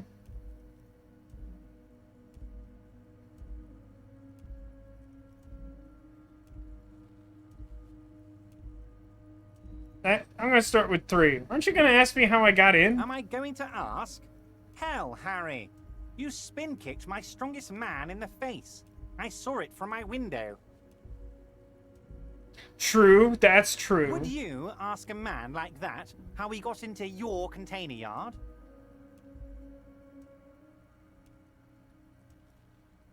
Does he not have a window? So... it would have to be on this wall, right? I think? There's kind of like boxes there. You don't have a window. It was a figure of speech, Harry. Of course I don't have a window. I'm in a container. Anyway, I assure you, I am a very well-informed man. Information reaches me before I even get the chance to request it. I want to talk about the hanging. Oh, of course. That's your main thing here. That's your main why thing. You're in Martinez.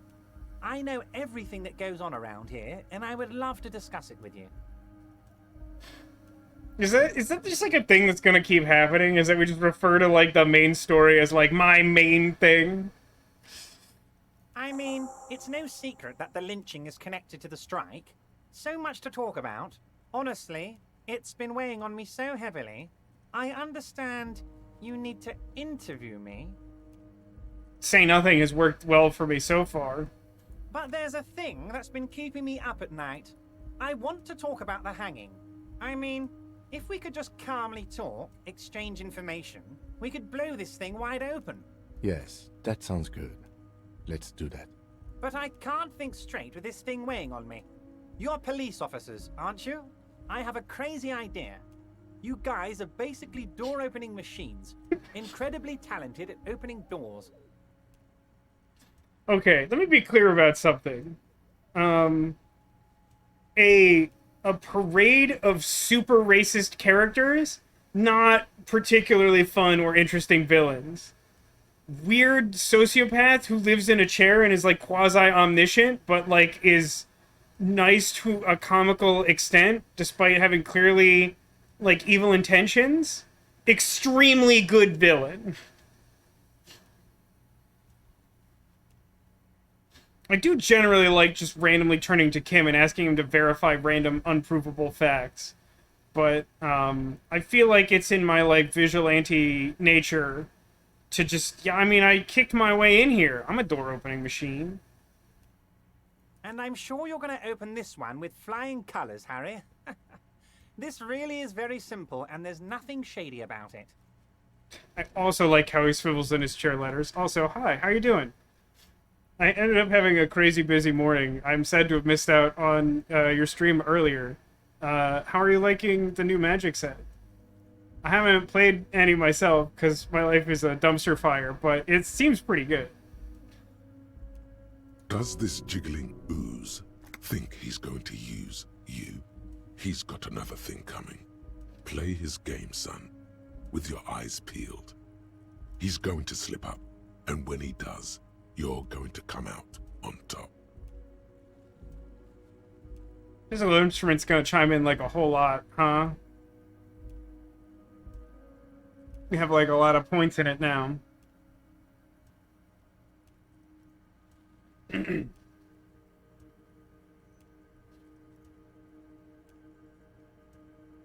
Whose door is it? No one's. It's just a weasel.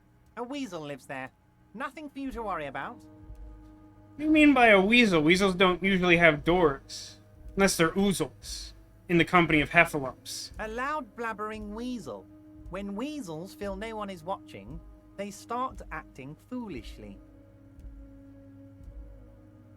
Just go there, unlock the door, and leave it open. It's been such a burden on me, Harry. I just want this to be over so I can discuss business with you. Why don't you open it yourself? Harry, I'm a very busy man, and more importantly, I don't have that extraordinary physique you do. Pretty perfect. You look like you could run around all day. Doing okay. Had your worst performance ever. 0-3, sealed by 0-3 draft. Oof. That's rough, but, I mean, new set, I feel like that happens, like, a lot. Also, nowhere to go but up, right? Also, you know, you do some amount of constructed too, right? So at least you get whatever cards you got. Hopefully you got something cool. You want to send someone a message that the police are working for you. I find that, like, in Magic the Gathering, there are formats that I just, like, inherently understand right away. And, like, will usually have, like, a pretty good record the entire time I play it. And, like, sometimes I just don't at all. Like, one of my favorite limited formats of all time is Magic Origins draft. And I suck at Magic Origins draft. Is the new set any good for draft? I've watched a little bit of it played during some of my breaks at work this week, because I've been really curious about it.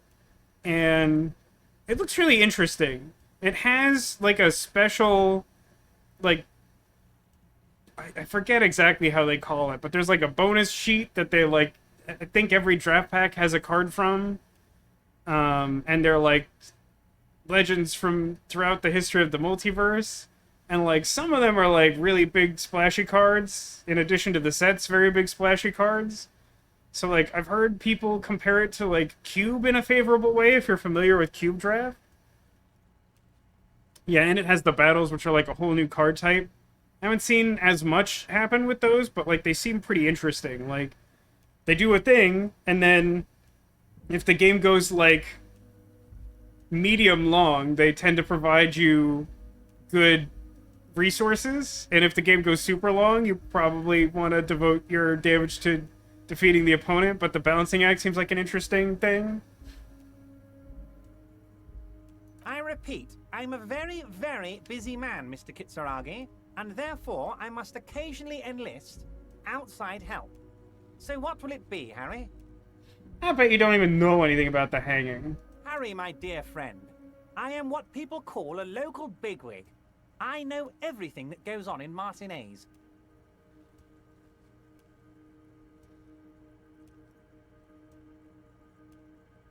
See, I know that Kim didn't want to deal with Joyce, but Joyce seemed like a reasonable person who didn't want to exploit us, but wanted, like, a sort of symbiotic relationship with us. This guy's, like, clearly trying to use, like, intimidation and, like, actually use us. That doesn't gel super well with me. And also, I feel like it doesn't play into the fact that I'm trying to demonstrate strength. So I feel like I'm gonna turn this down. It does say, for now. I feel like if I accepted it, Kim would just shoot me in the head because that's such a bad idea. Of course, Harry, I understand. But if that's the case, I don't think we'll ever find your gun. Even worse, we won't be able to speak like equals about the murder. That sounds bad. Ever stream Magic the Gathering Arena? I used to, Chronos. I haven't in a few years. Mainly because I've just, like, had difficulty devoting, like, an extra day to streaming, which is kind of how I used to do it. And also there was, like, a series of releases in rapid succession where, like, I wasn't that interested in doing it. And I still, to be honest, have some concerns about the arena economy, and they've made some decisions since I got a little fed up with that have reinforced that negativity. But, like, I have honestly been considering it more lately than I had in a long time. If there was interest in it, it would definitely have an impact for sure.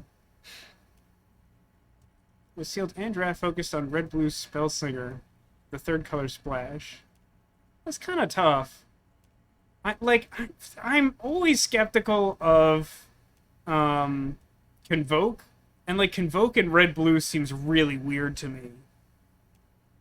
Yeah, magic sets are coming out very rapidly, and also like it's just kind of like expensive to keep up with that. Though, I guess you can write it off as like a business expense for your taxes. That helps a little. Also, it's starting to feel as though we lost our gun when we were partying on the roof nearby.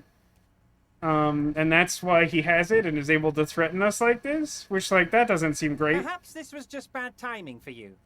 Know that you can always come back to me. I really hope you do. For your sake, my sake, and for your gun's sake too. Yes, we both understand what you meant. This may be the only way, he thinks. I won't hold it against you. In fact, we probably should reconsider later. There are times that Kim is very annoying to me. This moment is one of them. You're considering it too. Have you... How familiar are you with Magic, Chronos? Have you played a long time? I didn't realize you were a Magic player. Cards this month. Fun, but I gotta stop. I literally just today made an order for some new Magic cards. At the end of last year, some friends of mine and I started using Spell Table to play remotely, since I'm kind of separated geographically from many of my close friends. And I've been enjoying that a lot, but it has encouraged me to spend money on Magic, which isn't the end of the world, because to be frank, there was never a point where I stopped spending money on Magic. I just like collecting decks and working on decks. Everyone has their thing that sort of helps them to unwind, and for whatever completely baffling reason, just like conceiving of and working through the construction of commander decks is it for me. Wanted to collect the new Plane Chase cards. Yeah, I really want the new Plane Chase cards too, but like I really don't...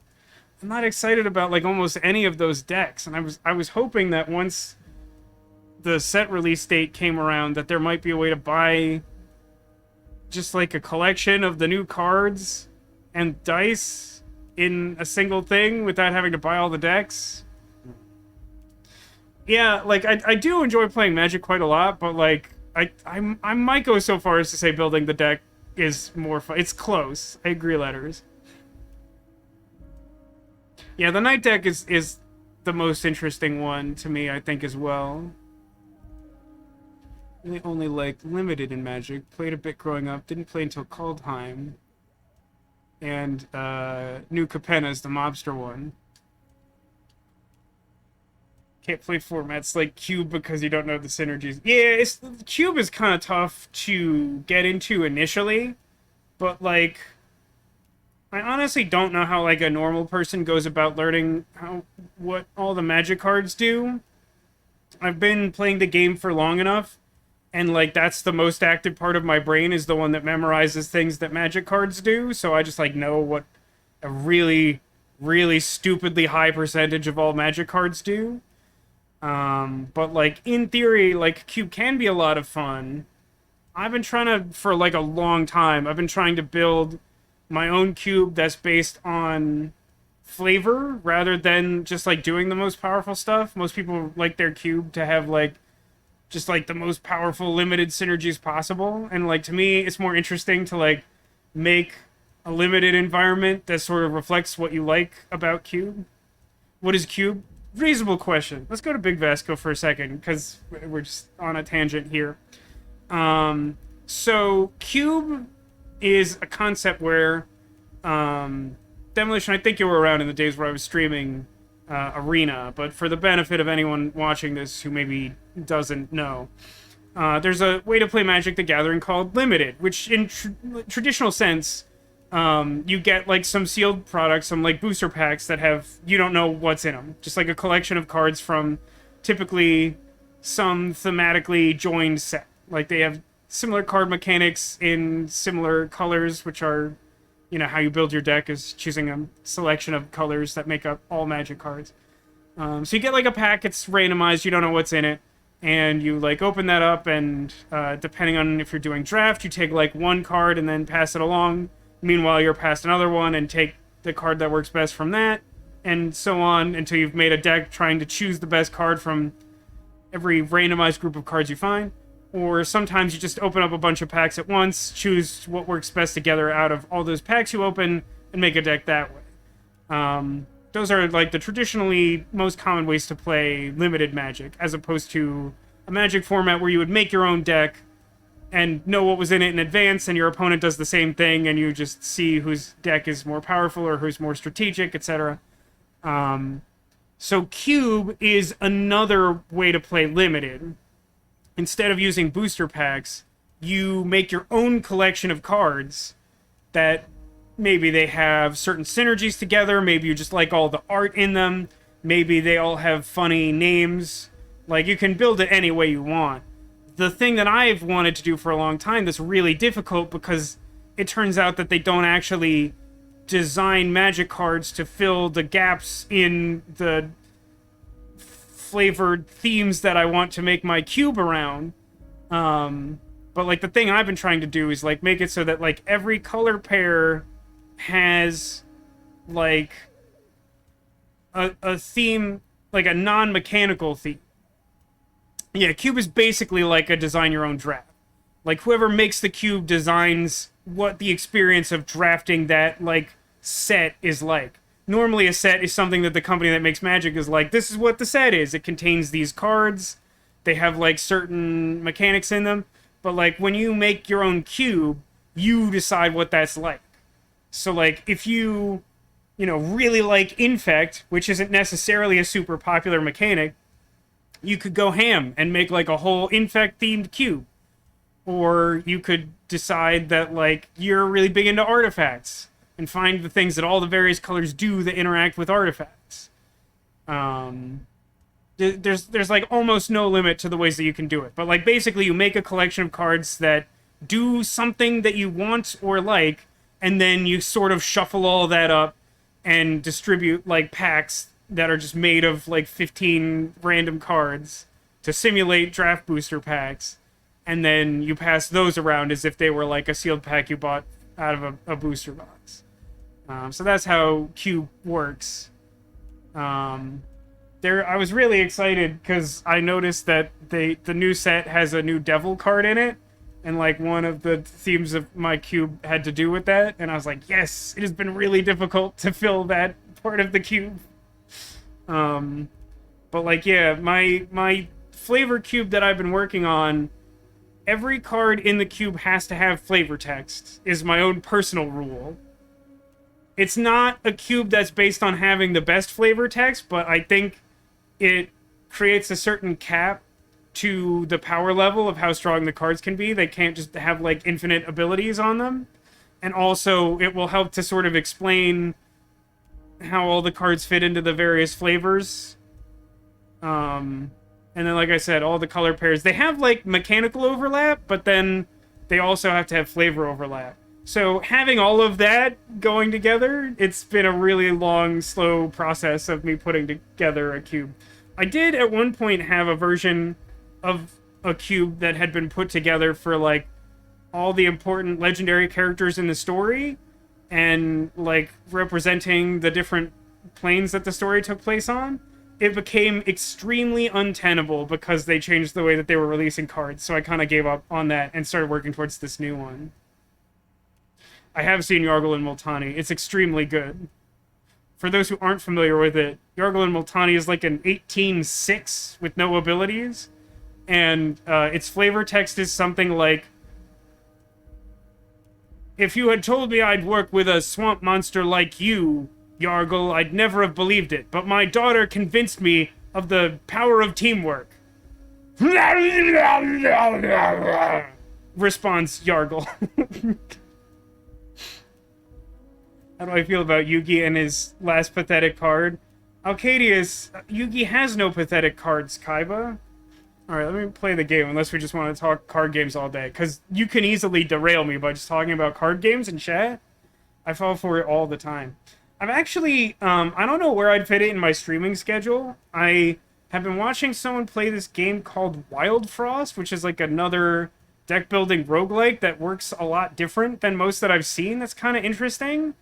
And I've been really debating buying it and doing something with it, but I don't know when I would do it, because these games I'm playing currently are really long.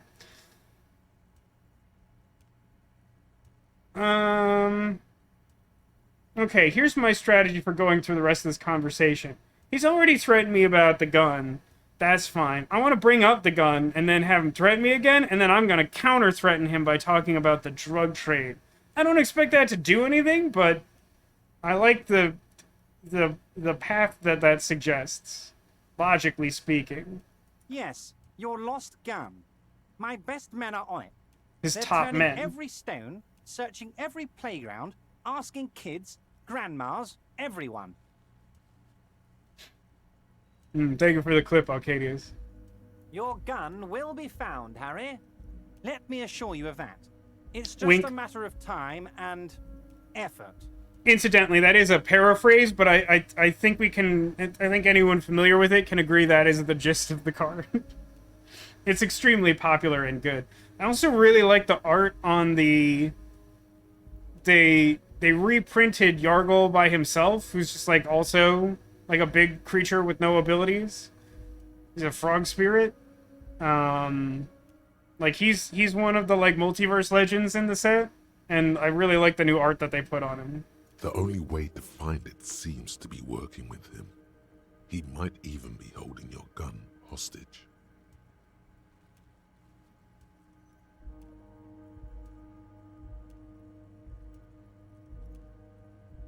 I mean, that I had gathered, but thanks, Frederick.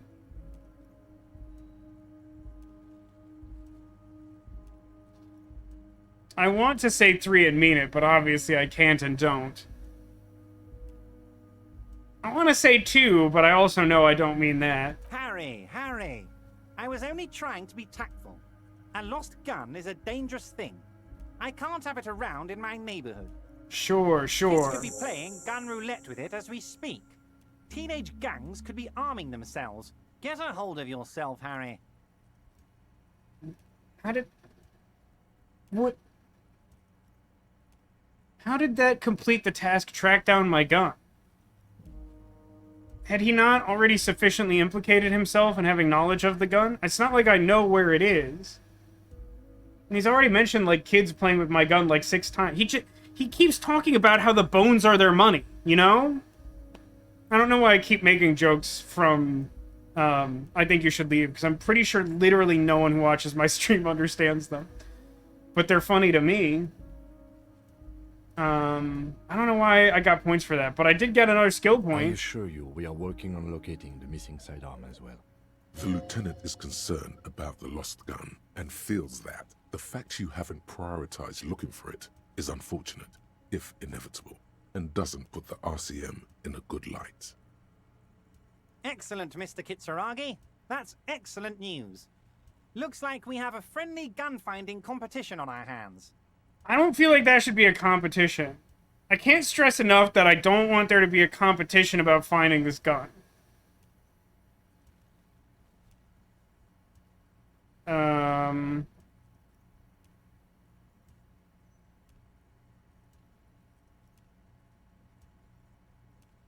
I'm gonna hit him with the implication. I'm told the Union is involved in the local drug trade. What?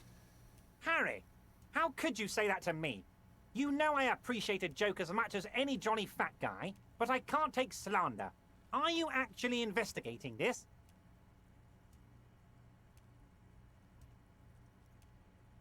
No comment. Harry, you wound me, Harry, in the heart. But I trust you to put this to bed. Do what you must, and let's change the subject, shall we? Thank you for your understanding. We will continue to do what we must. You too, Lieutenant. You know, I like you, but you never were my favorite. I'm a Harry guy. I'm Team Harry. I mean, it's possible that he has pre-existing knowledge of Harry because we don't remember what happened before yesterday. But, like, surely he couldn't have known Kim before today, right?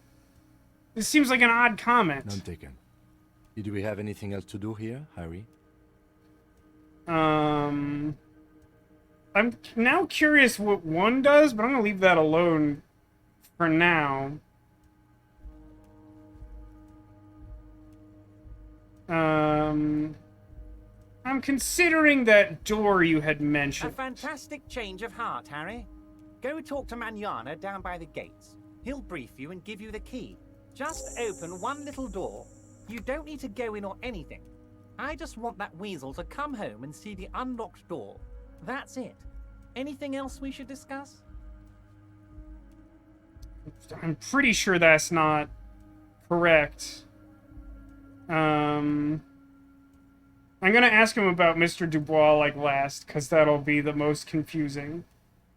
Okay, since I agreed to do that thing, could you help me get a body down from a tree? You might have noticed there's one hanging on a tree behind the hostel cafeteria. Oh my. Don't take this question personally, but why would I get involved in this matter? Mr. Clare, the man was hanged with a cargo belt. A steel-reinforced cargo belt. It's safe to assume the Union had something to do with the murder. Besides, getting the body down would benefit all of us. It's a stain on the neighborhood. I think I'll play his joviality against him. You're a community leader. Help your community out. I can certainly see how having him up there might start affecting some real estate values. Some real estate values. Some might actually be helped by the corpse. We don't talk about those real estate values. But of course, all joking aside, I am going to help you. He picks up the handset of a radio phone to his right. Clicks a button. Jean-Luc, the cop who bested you in physical combat is here, and he has a little dead body in a tree problem. Namely, he needs it to be taken down. Please extend him this courtesy. You hear the Addams family is looking for a house in the area. They'd love it here. Lots of death and crime. Also seems kind of dreary. Yeah, I think they'd like You it. can find Jean-Luc down at the gates, but you already knew that. Anyway, he's going to help you. I met Joyce, the company Oh, representative. that's very nice. I haven't gotten around to her yet. I'm very, very busy, you see. I hope you're getting along. One thing I want to make very clear, Harry, is that this is not some kind of union versus corporation situation. Everyone is just pals here. Just pals, you said. We're all trying to do what's best for Martinez here. Don't feel like you can't cooperate with her because you and I are such good friends and I'm helping you get that nasty body down from the tree. And with finding your lost gun. I'm not a jealous guy.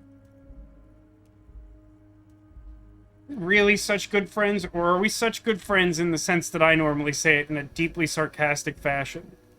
Whoa, that's so nice of him. Suspiciously nice.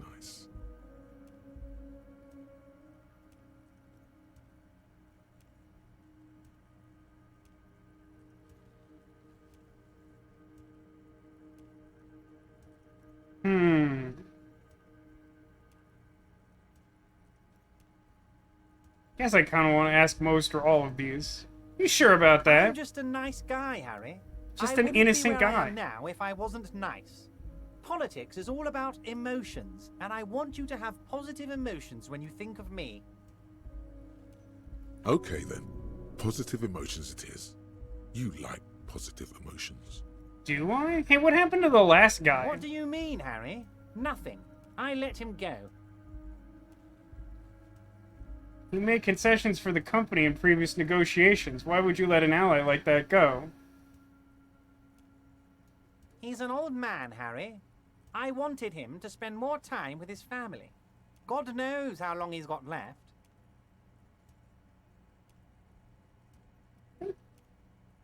I think we were told that this man called him a midget. Harry! I have little people in my organization. I would never call someone a midget. What is this? Honestly, I'm beginning to think you're a midget, Harry. I'm only kidding, Harry. You're not a midget. No one is. We're pals. What's happening? Are you having a stroke like right now, guy? Joyce said that guy disappeared under suspicious circumstances. Does that change your story? Vanished? Harry, the woman left her casserole in the oven and couldn't make it here in time for the voting. Oh, did I leave my casserole on? Better go home and check. The election can wait. When she got back, the whole thing was over. Joyce seems to think the union is lowballing her. Yes, yes. Low balling, of course. This isn't a casino, Harry. Real people, real livelihoods are at stake here. But everything's a casino for those rich types. I mean, I'll agree that you would inherently expect that, right? His expression makes it clear. This is childish and irresponsible behavior. Why haven't you let her in to see? If she actually wants to see me, she will find a way. Any good negotiator would. And I just don't have anything to discuss with a bad negotiator. He doesn't want to see her. It's as simple as that. Okay. Of course, Harry. Let me just assure you one more time. It's perfectly okay to share anything we discuss here with this Joyce. This is a completely transparent organization. That does seem some amount suspicious. Just because, like, if that were true, why would he not want to take the meeting? I guess? I don't know. I have no interest in what she is doing, but I myself have nothing to hide.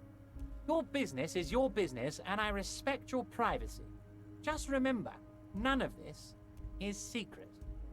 Tell her about all of it. My brother's picture, my singing swordfish clock. Tell her how overweight I am and how I'm helping you find your lost gun. Tell her about everything. Everett doesn't mind. Yeah, I'm sure she could beat up Measurehead. Just, like, put a bunch of points in physical instrument and save scum a few times. Hey, why did you call me Mr. Dubois? Of course. Let us dispatch with the formalities. You call me Everett, I call you Harry. That's what the hanged corpse called you. Harry. Is that really my name? My God, so it's true. I didn't want to believe it, but you are a fantastic science fiction amnesiac cop, aren't you? What are the odds of that? I'm gonna say 42%. I'm pretty sure it's 42%. I think the odds of that are very low.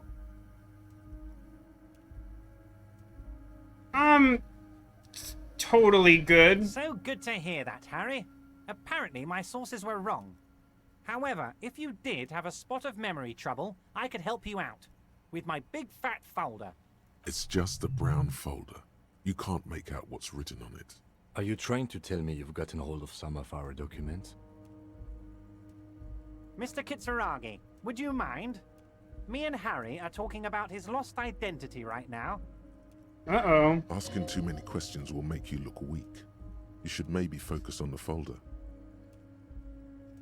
That doesn't seem good. This game knows just how to make everything difficult. I can't change clothes in the middle of a conversation. Yeah, very low, aka 42%. I mean, basically impossible, aka 42%.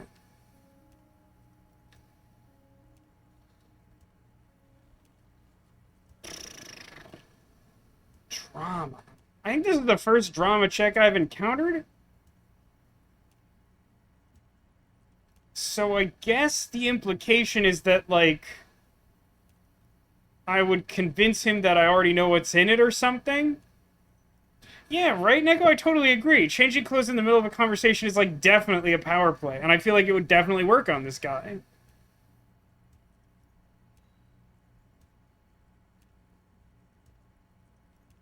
I feel like I can ask where did he get that folder without tipping my hand. Ah, this? My friends in your organization gave it to me, Harry. I find that very suspicious. May I have a look? I'm afraid this is meant for Union eyes only, Mr. Kisturagi. I'm sure you understand. Please continue, Harry. Oh, that helped. Now it's 42%. I think that actually made my odds worse. I know that's technically not possible, but at the same time, I think that's true. So, okay, here's a real question. I can't change my clothes. Yeah, weird, the odds went down. I have 3 skill points in reserve. I could put one into drama. Drama doesn't seem like an incredibly useful skill. I feel like I don't want to do that. Like, I feel like it's important to consider that option in cases like this. Because if I don't, then I will not remember to do it at some important time later. But, like, we've had 0 drama checks. I mean...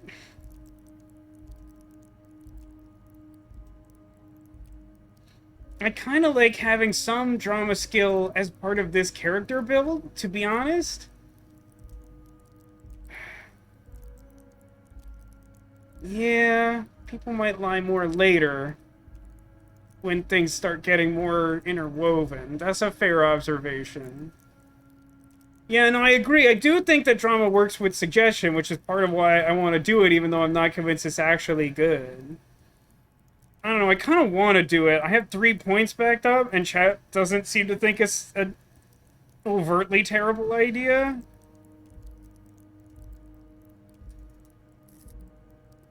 The interface always goofs me up. Not in, like, major ways, but I always just understand everything wrong. Drama, level up.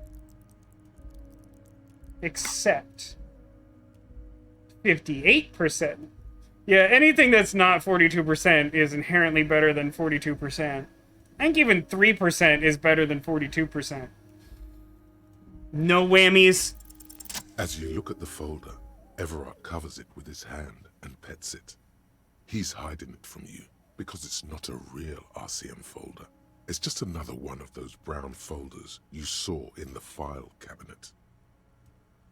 That's not a real RCM folder. That's just a brown folder you found in the cabinet. Okay, Harry, you got me. This is from the Census Bureau, not the RCM. Those Census Bureau people are absolutely corrupt. You should do something about them. He got the name from the Census Bureau, and everything else from your actions here in Martinez. Yes, Mr. Kisturagi from the Census Bureau. Like I said, now I'm actually a very busy man. So I wasn't is there before. anything else I can do for you, Harry? Nico says you actually would have passed that at 42%. False. The dice would have rolled differently at 42%, and I definitely would have failed. A pity. The mystery of you will have to remain a mystery for the time being. So the Census Bureau says I'm Harry Dubois? Yes, that's what I said. Try to keep up, okay? Let's move on.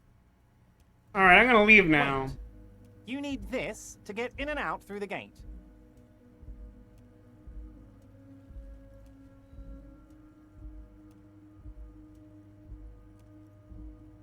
Wouldn't want to get stuck in here. Here, you're one of us now. A real red and white Union man. Take care, Harry.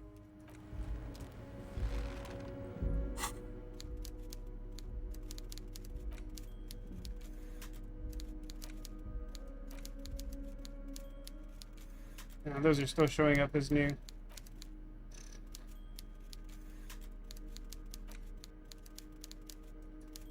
Is this an invisible item, or am I being dumb? Probably being dumb, but it's fine.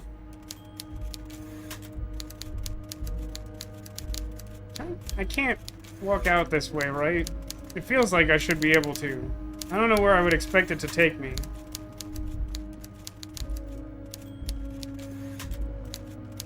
Alright, I like came in through box stairs.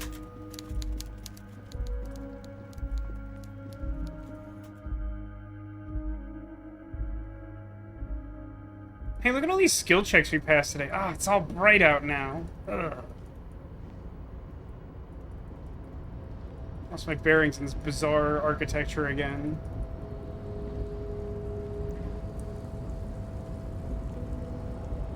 It would kind of be nice to find some clothes that could boost drama more. I don't know how many, like, outfits you find in the game. I'm glad it's not, like, super none. I was briefly concerned about that. Now I go down this way?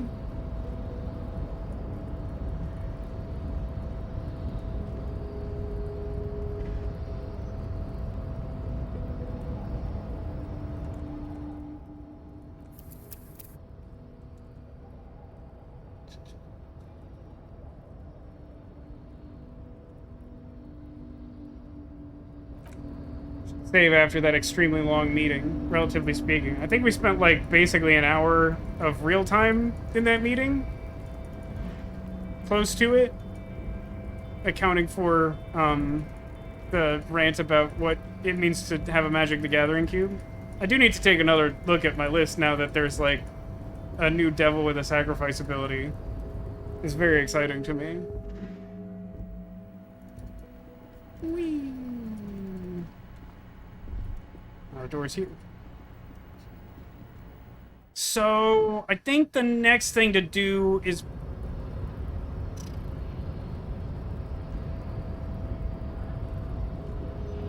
I guess we should get the body down first, but I want to talk to Joyce relatively soon. And I don't want to do the door thing right away, so I'll not do that yet.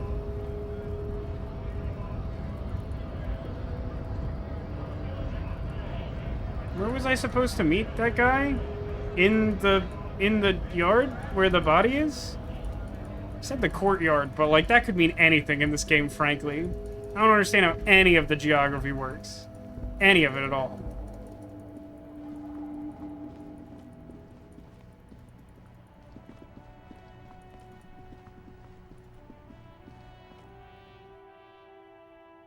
Why would I go inside? Why would I do it?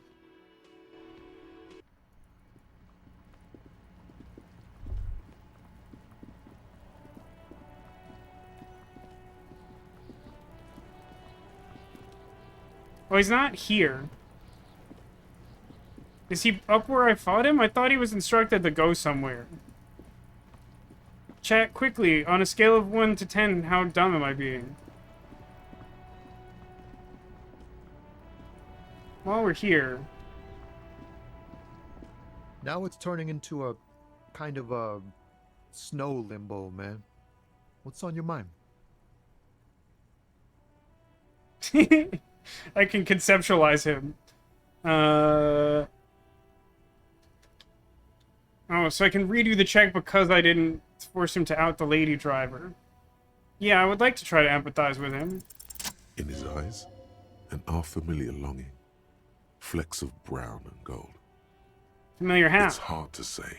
His gaze wanders southwest, down the street that goes beyond the horizon.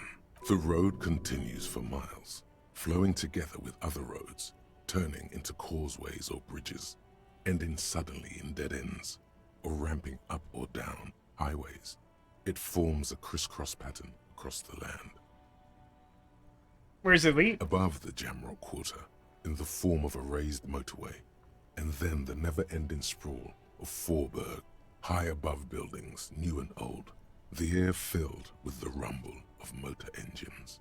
Further? To the old south, to the farthest outskirts of Revachol, through the checkered fields of farmland, upstream to the river Esperance, past Montmartin, the border approaches. What's beyond the border? You cannot see. It's out of the city. Up ahead, the mist blocks all sight. A gale blows across your cheeks. It is cold. Before you stands a tall lorry driver with sad eyes. What's in the southwest? Excuse me?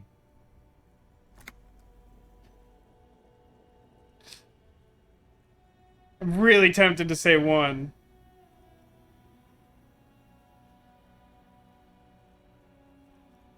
Really, you can tell me. Man, I don't know what to say. Not much anyone can do. There's no helping in absence, you know? I miss my family. They're all I have. My wife, second kid on the way, waiting all the way in Diora. And here I am stuck in this shit, so far from home. Diora? I'm really bad at geography. And so is this character. Diora of the Seven Seas. It's on the other end of Le Caillou, pretty much. On another island called Laurentide, off mainland. We've got a little place there. Can almost hear my kid laugh when it snows. What is it like to miss someone? What's it like? Good. And bad. An ache that brings you joy. I think of them a lot. I dream up these silly scenarios in great detail of living with them. It comforts me. What about you, Cop Man? You missing someone? Yes, it seems to have caused me some sort of psychotic break, or at least a strongly negative episode. Like it says, have you tried telling him that you are the law? I think I did at some point. That's usually my opener. Is that what it is? This feeling? No, it's scarier than that. You're pursued by a hunter, smelling of apricots and sorrow, and the past.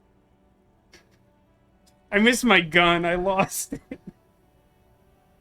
This is such a horrible thing to say as a police officer. I'm fine. I don't miss anyone.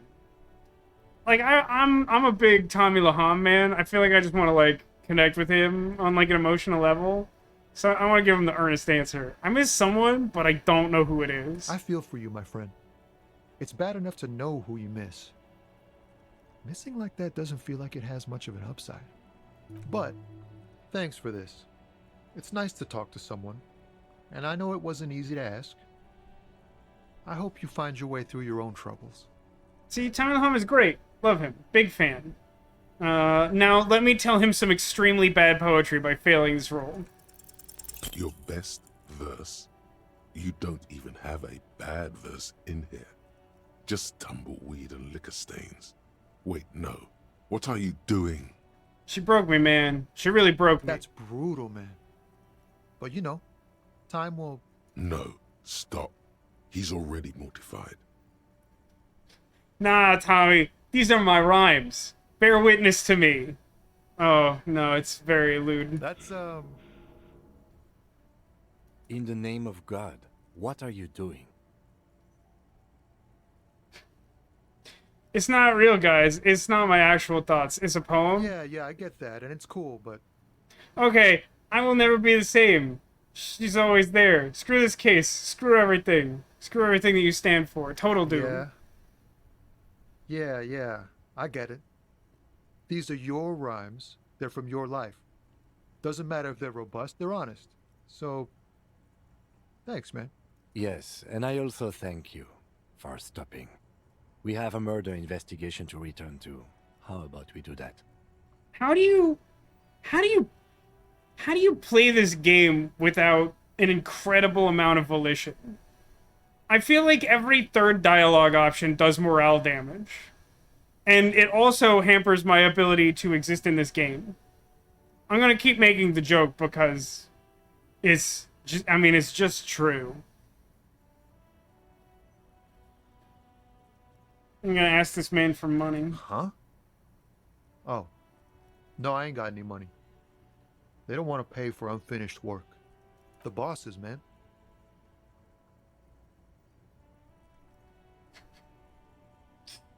I don't know who these bosses think they are, but that sounds like a good arrangement. For them. Yeah, it sure ain't good for me. Or you. I'd spare a coin or two for a city cop down in his luck. If I had, say, 4 myself. Okay, bye.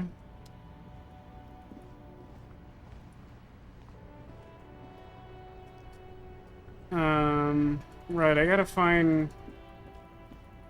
Where is Measurehead?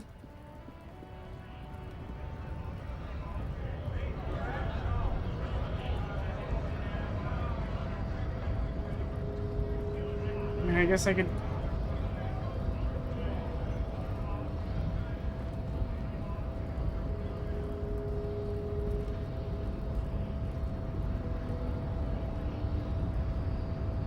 He didn't move at all. Do not presume this has drastically altered our race dynamic.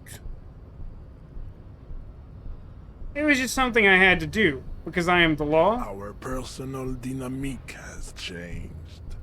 A little. He means very little.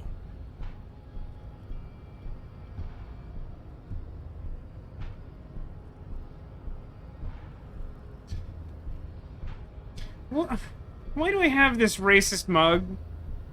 Do I get experience points for showing racists my racist mug? Because if not, I don't want to do it. And if so, I don't want to do it, but I might anyway because the points are valuable.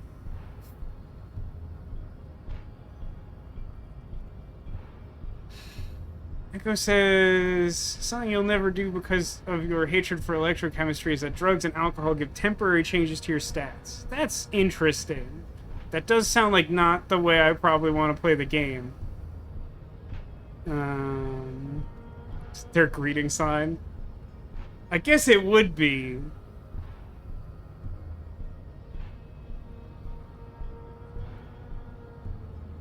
Never said to help get the body down. I don't really want to talk about any of this other stuff. So it was. You bested me in race combat to reach my superior, then had him give me an order. I salute your cunning, enemy. I will go and remove the body from the tree with my bare hands. Is it possible that we can convince Measurehead to have a 2-on-1 fight to the death against Kuno and Kuno's terrible friend that hopefully results in some measure of mutually assured destruction? That is statistically unlikely because Measurehead is more meat than man. You're so noble, Measurehead. But while I am gone, someone must stand guard on the bridge. That someone needs to be you. Both of you. That would mean you're openly showing the people that you're taking the Union's side.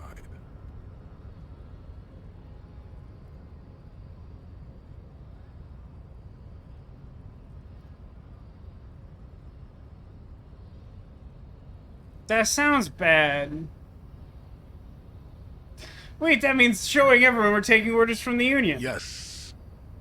That is precisely what it means, homunculus. This is not going to happen any other way. Joke's on you, I was created by alchemy, and thus homunculus is not an insult to me. Well, that's a reasonable point. The mug was in the trash with the clothes that had been stripped from the body. So there might actually be something to be gained from someone having knowledge of it. The problem is if you show it to a bunch of racists, they'll probably just laugh at it. Although, some of them seem really self-assured, so maybe one of them would be like, yeah, that's my racist mug. But if they liked it so much, why did they throw it out and not put a ring on it? Or whatever. Lieutenant, what if I don't like that? This is the uncomfortable result of not taking it on ourselves. I can live with a compromise.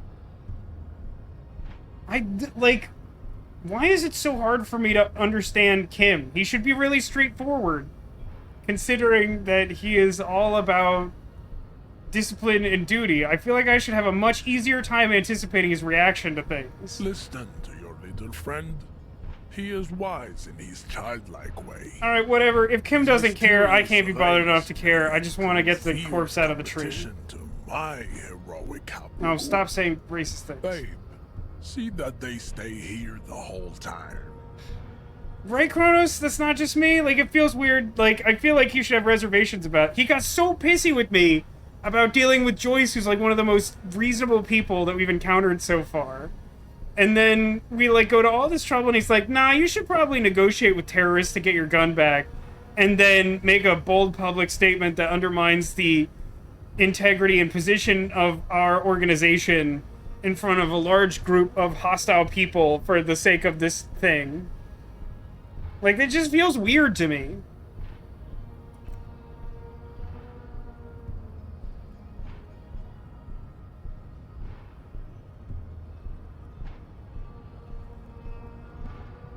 Am I gonna have to, like, fight someone? The woman's gaze follows Measurehead as he leaves.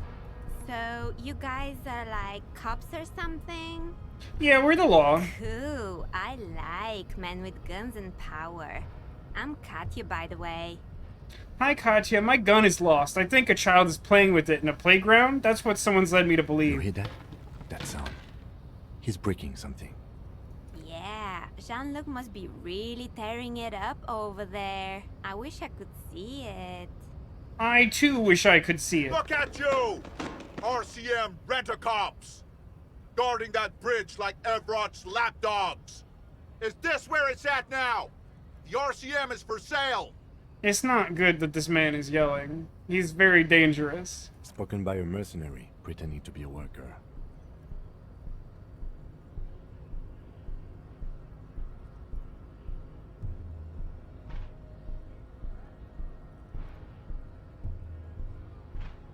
Two? Is the correct response here two? I feel like going over the top makes it harder for the people to take it seriously, maybe? I don't know.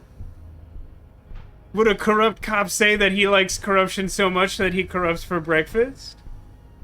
I submit that probably not, but maybe? Like, that's none of your business. Does not sound like a compelling argument. I'll work with whoever I want. Feels like it's just confirming it. 3 is technically the truth. Yeah, but like... I feel like it's... It just feels like a really flimsy position to take. Like, it doesn't defend the actions or justify them in any way. And failing to do that, I think, kind of just leads them to assume the worst. I'm literally going to say 2 and be punished for it. A shrill laughter interrupts you, echoing across Martinez. It's Kuno. Then, the man turns to look behind him at the behemoth appearing around the corner, approaching him, walking past him.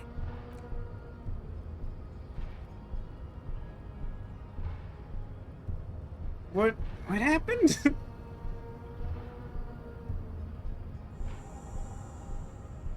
The corpse has been removed from the tree. Stand down and congratulate yourself. You have sided with Ray's victory today. We are the law. And what you had to do was to become a Union man for all to see. I'm gonna leave now. Camera zoomed in a really suspicious fashion.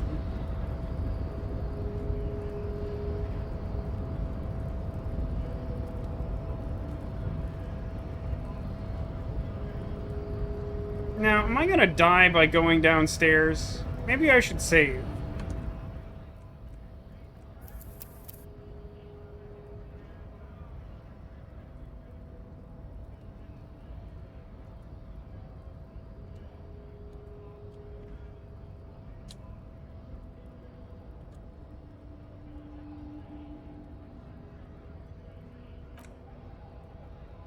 If I name things broadly enough, eventually I can reuse them instead of having 10,000 save files. Well, instead of making 10,000 new save files, I will clearly already have 10,000 save files.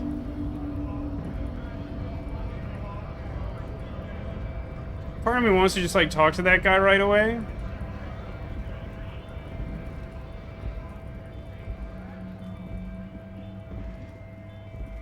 I gotta be honest with you. Going to the bottom left part of the screen sucks. It, like, shouldn't be as annoying as it is, but it's surprisingly annoying. And it says, I don't know who's worse between Measurehead and the fake scab leader. Yeah, I mean, there's actually something interesting to discuss there. Like, Nergo says it's easy Measurehead. I honestly don't know if it's, like, that straightforward. Because, like, here's the problem, right? Like, the other guy is, like, basically a genuine psychopath. So, like, while the reasoning and motivation behind Measurehead to be, like, a dangerous person is unsettling because it is just very overt, blatant racism. Like, the other guy doesn't need a reason to be extremely dangerous and murderous. But I think the more interesting thing to consider is that, like, personally, I think that a story tends to be more interesting when, like, the sides of a dispute all have some measure of validity. This game, from the get-go, takes the opposite approach. That no one is good. Which normally I really hate, and frankly, I don't like here so far. But I'm interested to see if anything interesting comes from it. Alright, let's look at the body that we've already mangled. The corpse lies on the ground among the remains of an absolutely demolished pinewood branch. It's gently laid on one side. Well, it's down. Mr. Measurehead has done a good job. Nothing is too broken or compromised. The victim is ready for a field autopsy.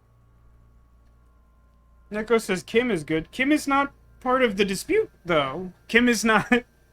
Lieutenant Kim is neither part of the Union nor the Wild Pines Corporation. Those are the sides of the dispute. He's on my side. We're theoretically neutral. He does not factor into the everybody sucks here. Victim's ready for a field autopsy. What'd that be? 1. Investigation of the scene. 2. Initial examination of the victim. 3. Field autopsy. 4. Transportation of the body to the morgue. We are on number 3. Sure. The fuck are they on about? No, it's not the case that no characters in the game are good. I would say that there's a distressingly small number of characters in the game I find good. And to be clear, there's two different types of ways of being a good character, and I do feel that the game is distressingly low on both of them. You could be a good character in a sort of, like, ethical sense of, like, I am, like, lawful good or neutral good in, like a D&D character alignment sense of, like, I am a good guy, I am, like, a hero of my own story type of good. But, like, there's also just, like, a well-rounded, interesting character, whether good or villainous. I feel that the game is not super high on either of those, to be honest with you. Some of them are interesting characters in a sort of rhetorical sense of, like, this is a unique experience that other stories would not offer you. But, like, I would say that Evrart is a good character in the sense that he's very interesting and unique. And obviously he is wildly, overtly villainous. And then, you know, like... There's characters like the salesman, whose name I don't remember, who's like, he's morally questionable, but he's generally a good guy. And then, you know, you have,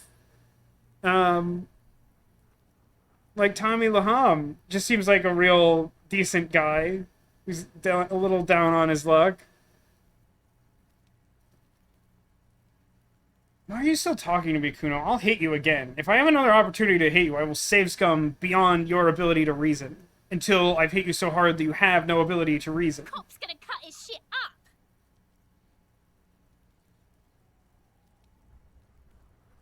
Got The it. lieutenant adjusts his glasses and takes a deep breath.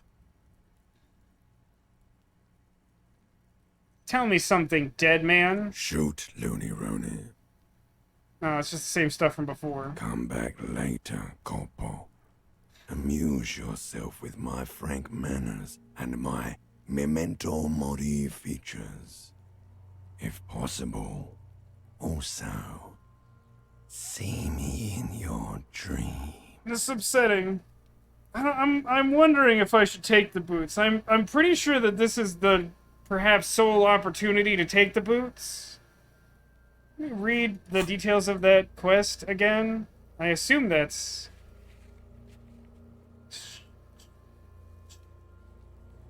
Getting Hangman's boots.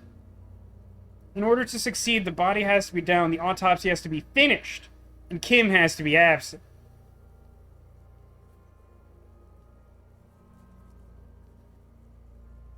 You know, that's fair. So the answer is no. Even my quest says I shouldn't do it. That seems pretty direct, to be honest with you. The one that isn't that. Come on, officer. You know what a field autopsy is. You've done 100 of them. Clap my gloved hands. Let's get in there. There truly is a time for everything, even for yellow gardening gloves. Uh-huh. However, they are lacking hygienically. I suggest you get in there in limited capacity. All right. I'll ask you when I need you to. For the most part, maybe I should handle the contact and you take notes? We just fill this in, right? Show him a red field autopsy form from my ledger. That's right. You knew it because you inspected your ledger. The lieutenant is relieved you know the protocol. I do like when the game rewards you for that, although it does at least an equal amount of punishing you arbitrarily for decisions that don't seem important, so it kind of balances out in the scheme of things. Open to the form. The dead man stares in silence as you crack open the ledger. The bright red paper is covered in boxes and lists, describing the condition of his skin and organs in 3 parts. Above those, an 11-field info form needs filling out first. It begins with,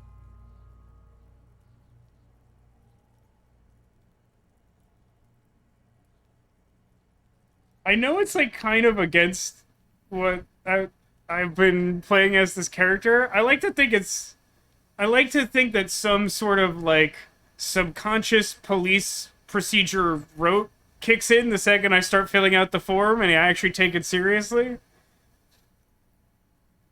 Like, for some reason, paperwork's like the one police thing I do without being a complete clown. Begin. 1. Assistant. That's you. Right. Harry Dubois. the corpse is indifferent to your scribblings, just lies there. The next box says, Coroner's case number. KK57-0803.0815. How does he know that off the top of his head? What is that number derived from? I guess we could have been assigned one before we got here. That seems wild. Next. Name. We've heard the nom de guerre. Lely. It's better than nothing. Write it down. I'll put that in my copybook. What's next? Date of birth? Oh no. Neko says it's the Esprit de Corps taking over, which is a savvy observation, and also fills me with regret. Date of birth, nod. Age. Roughly 50. Right, roughly 50. The corpse looks ageless, like meat on a hook, teeming with opportunistic microorganisms, letting out a foul-smelling diamine compound. Your eyes turn watery. Oh, cool. Nothing uncomfortable can happen with race being on this form. Mondial. Write it down. The pudgy mess of curdled meat looks neither mondial nor anything other. Sex. Yes, please. Fucky, fucky! Chat, if I get the gun back, can I use it on them? Is that, like, an option? I know, like, I shouldn't do that, but, like, hypothetically, say I get my gun back by opening a certain door someplace. Is there, like, maybe some opportunity to just make sure it's operating properly?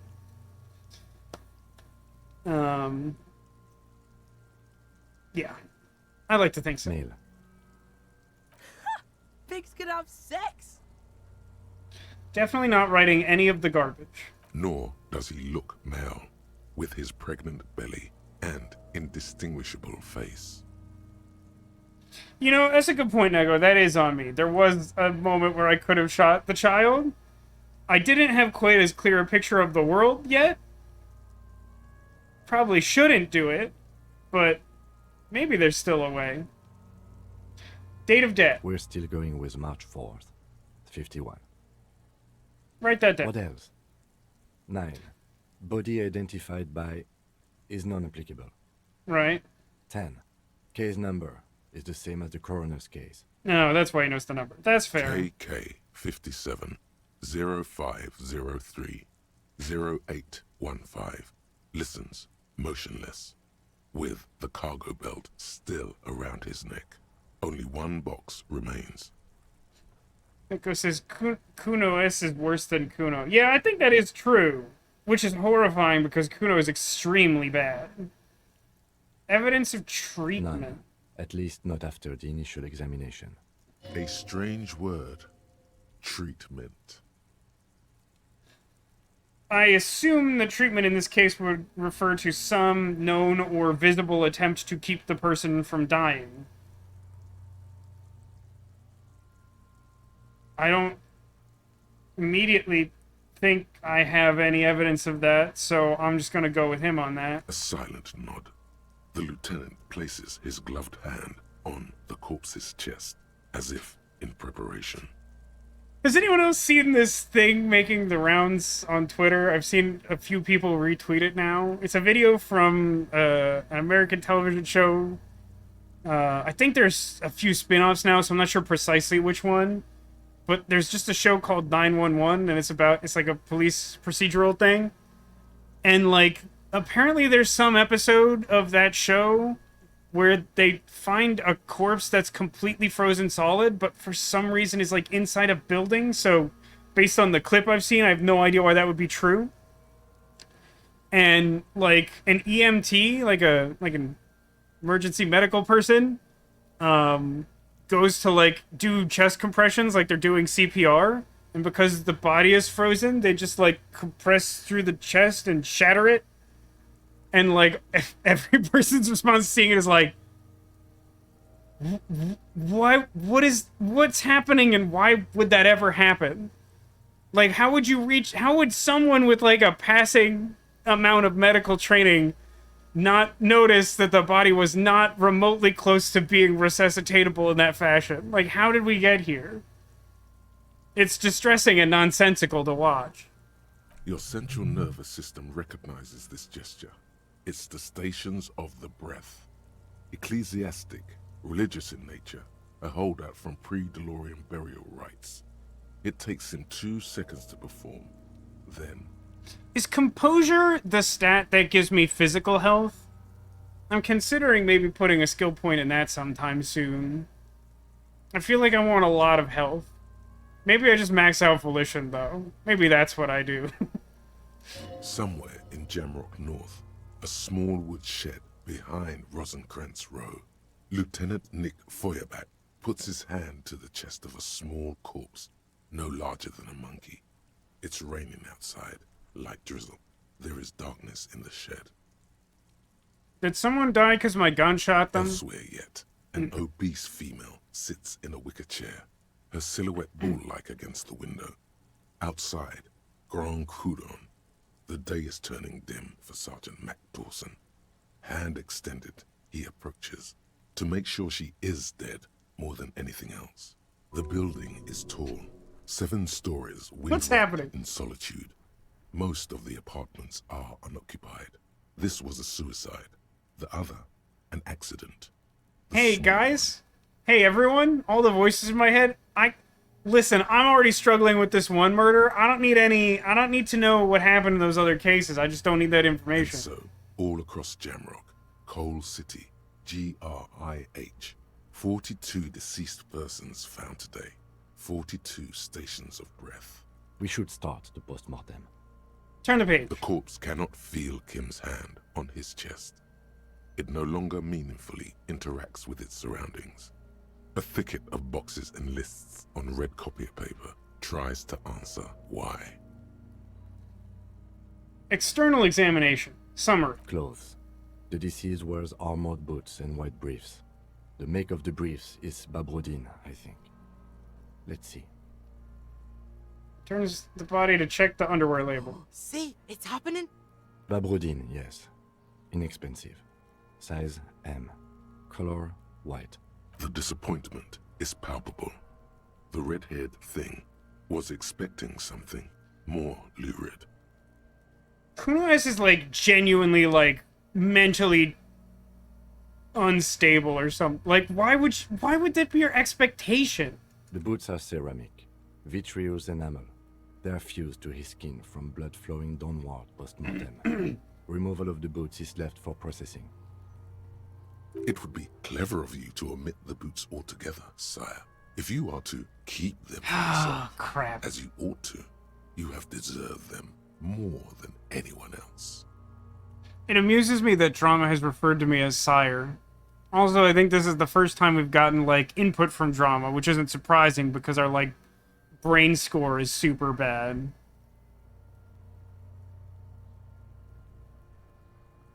When am I gonna get them? Patience. After the autopsy, before the body is taken away, there will be a window of opportunity. After the lieutenant has gone to sleep. I hope this has helped you, my liege.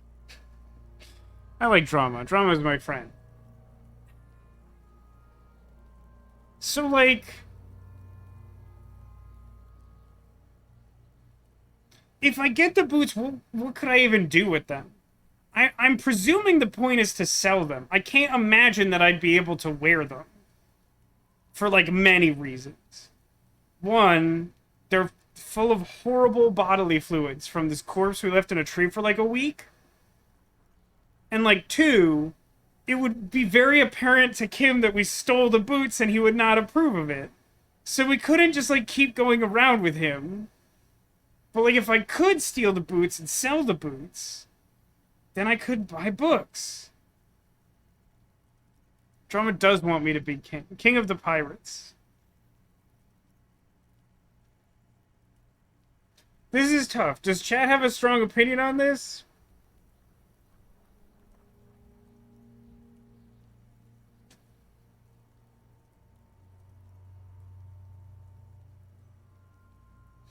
More books is inherently a compelling argument. That is true, Demolition.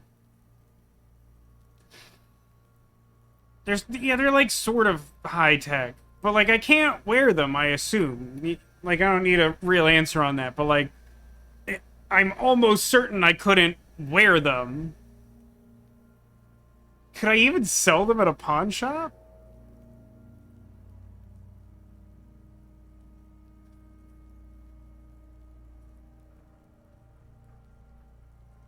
Okay, Chad seems to feel strongly that we take the boots. How could you possibly wear them? That seems insane. I'm kind of tempted to, like, write it down and seal the boots anyway, but I feel like I want to do justice to Drama. Tattoos. The upper torso is covered in a single, continuous tattoo, resembling a map of the night sky. It reaches from the right shoulder to the heart. The ink is blue and white. The assistant has a color photograph of the markings, to be added to the case files as document A1. The photo is taken on the scene, using a Trigat Mini. Write it down. The deceased has a cargo lashing belt around his neck, tied with a hangman's knot. Color yellow. Length 3 meters. There is a buckle on the other end. Write it down. Well nourished, athletically built, measuring 1.8 meters. Generally consistent with age, about 50. Preservation is good. Ambient temperature, below freezing. The spine is bent more than the lieutenant compensated for. This buster's actual height is about 1.85. And no, you could not take him straight on. I don't write 1.85 meters for some reason. Of course, I undercompensated. Body hair is light brown. Distribution is consistent with age. The deceased had male pattern baldness. Hair is combed back, short.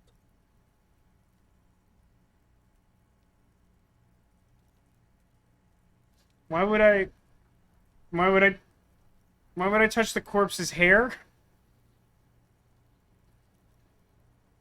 I'm just gonna write that down. I don't need to touch his hair. Lividity is consistent with hanging. The head is congested.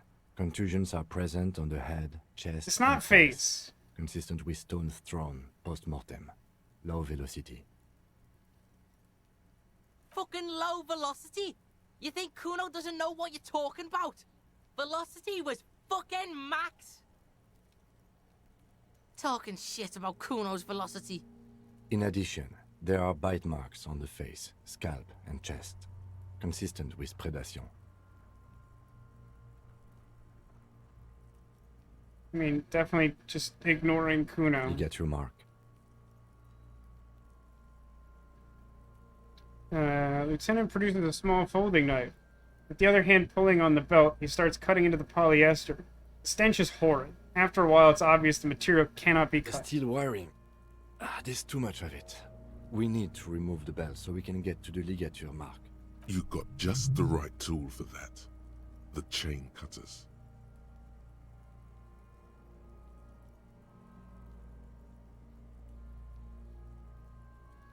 Good thing we got these chain cutters. Always good to think ahead. Now, Points to the we rope. need to cut the belt to see the ligature mark below. Carefully, with as much precision as you can. Oh no. See, my pig is gonna fuck his head off. No, he ain't. Your pig's a boring fuck. It's a physical instrument check, which is a relief. I thought it was going to be a yellow one, because the yellow checks seem more like dexterity. But, like, yeah, I've put a somewhat embarrassing amount of points into physical instrument, considering how few skill points I both have and have used. Let me look for a good spot to cut first, though. The belt is equally tight around the whole circumference of his neck. Well, that didn't help. Swelling over the edges like white bread rising from the east. I'm gonna do it. After some deliberation, you sink the cutters into the knot tying the belt together. You squeeze the rubber handles together, sweat forming on your brow. Press down. Snap. The knot is slashed. Another cut and the belt falls apart like a flower bouquet, revealing the dead man's neck and the dark red ligature mark around it. The rope rises to a point, leaving a gap in the ligature mark. The suspension point is in the back of the neck. Lieutenant has kneeled closer, running his finger along the dark red groove until there's a gap. As it ought to. This is where its grip on the curdled meat is gentlest, pulling up. Hemorrhaging is observed on the skin, above and below the ligature mark. The mark is well pronounced, consistent with a drop from 1 or 1.5 meters. Write it Chest down. is intact, normal contour. Abdomen is protuberant, pelvis intact, genitalia. No, it's gonna happen. See. Why are they so excited about this? They're just awful. I fucking knew it! This is clearly what they've been waiting for, ever since the autopsy began. The lieutenant is trying to make it as boring as possible. Genitalia is male and unremarkable. No evidence of injury.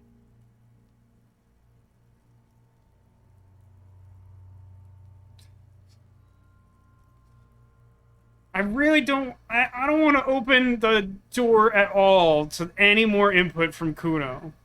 There might be some funny thing if I look at the genitals, but I'm not gonna do it. Back is symmetrical and intact. Upper and lower extremities are intact, but asymmetrical. There are combat injuries on the right hand, thigh, and hip. Bullets have bitten little pieces out of him. It must have been excruciating, especially the hip. Before you is a temple of pain that knew little tenderness in life. A pain threshold must be the one that's hit points, right? In addition, I see smaller, residual scars, too numerous to count, covering about 30% of his skin. This is the body of a soldier, a mercenary. Mm-hmm.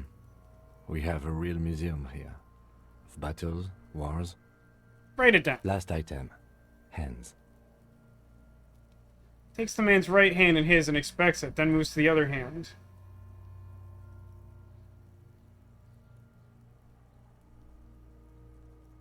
I'll let him do it, because I don't remember how the world works. Hands are clean. No sign of a recent struggle.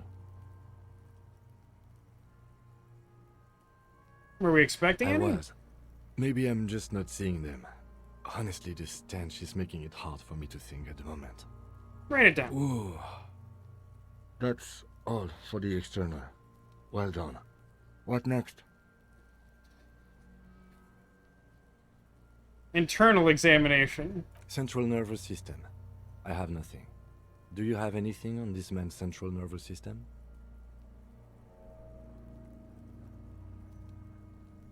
What? You don't even have a joke. No, I don't.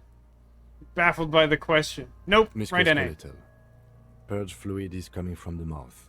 Not injury related. Eyes and tongue protuberant. Hyoid bone. Let's see. With his eyes almost closed, the lieutenant puts his hand on the dead man's throat and begins to massage it, gently. A rotting smell erupts from the mouth. Purge fluid runs down his lips, black and viscous. Nice. You hear cracks as the lieutenant moves his sharp fingers inside the flesh, like the creaking of an old house at night. Yeah, jack that fucker off! The hyoid bone is fractured. The rest of the musculoskeletal system is intact. Unremarkable. Write it down. Respiratory system. Back hunched as if in prayer, he begins to pry the dead man's jaws open. He stops to exert more force. Both hands are He's used. really doing it. The dead man's teeth cut into his gloved hands. Oral cavity shows no lesions. The victim has received dental implants, possibly after a combat wound. Mouth swollen. Hemorrhaging present in mucosa of the lips and mouth.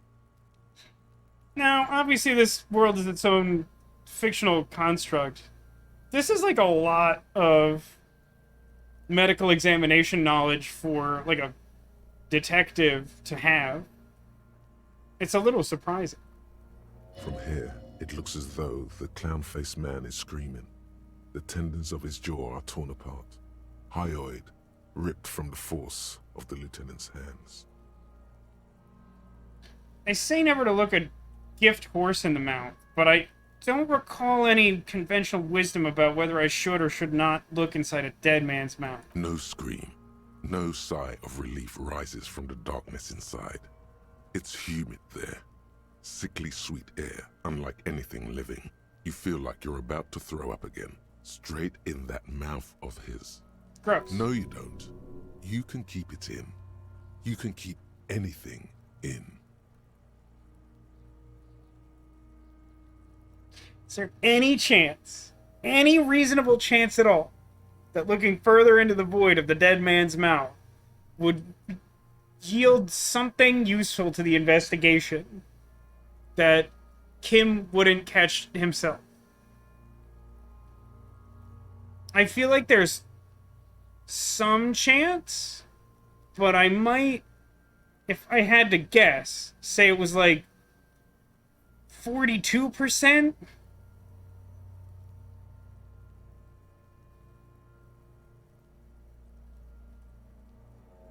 I do keep rolling a 42% check even when the odds are 0. That's why you never tell me the odds. Except the game does on a pretty regular basis, actually.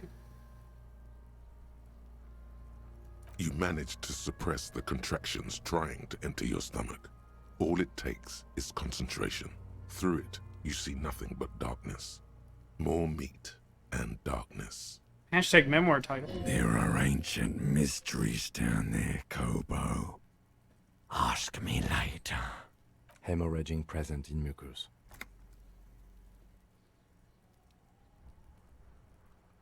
Cool, I guess I'll write it down. Hepatobiliary. NA. I don't think I know what that means. Don't we have anything? Are you a hepatobiliary expert? He looks at the corpse's stomach with a mixture of tiredness and disgust.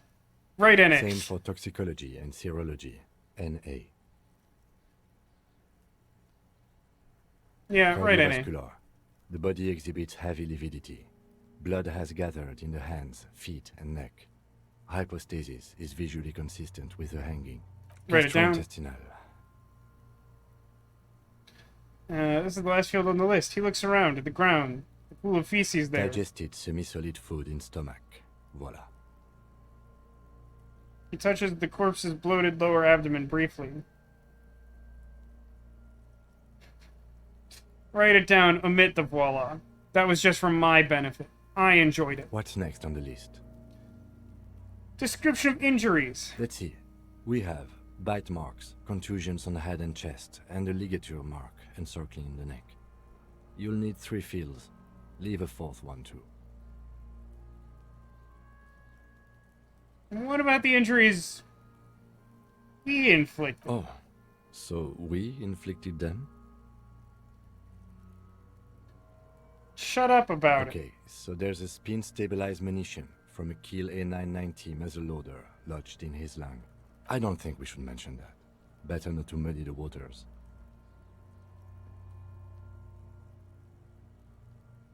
I agree. See? These pigs are fucking corrupt. Why don't you fuck him if you love him so much? Now, injuries. Bite mark. So, Oh, the scalp bleeds from a post-mortem head injury, a stone. The injury does not have the rim of an early inflammatory response.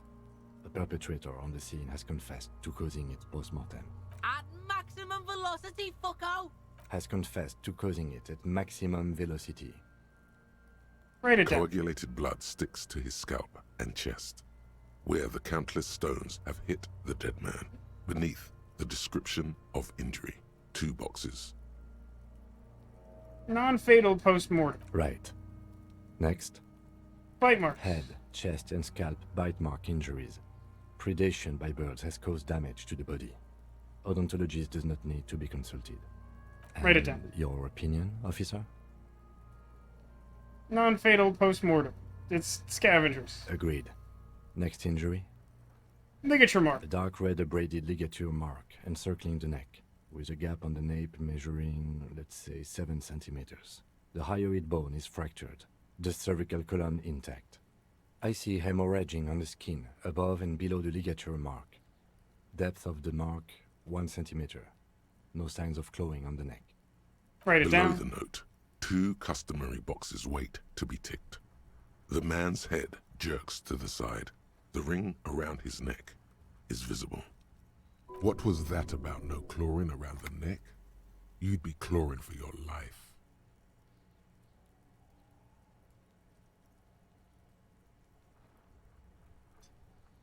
I agree with the assessment. I don't know what to make of the implication.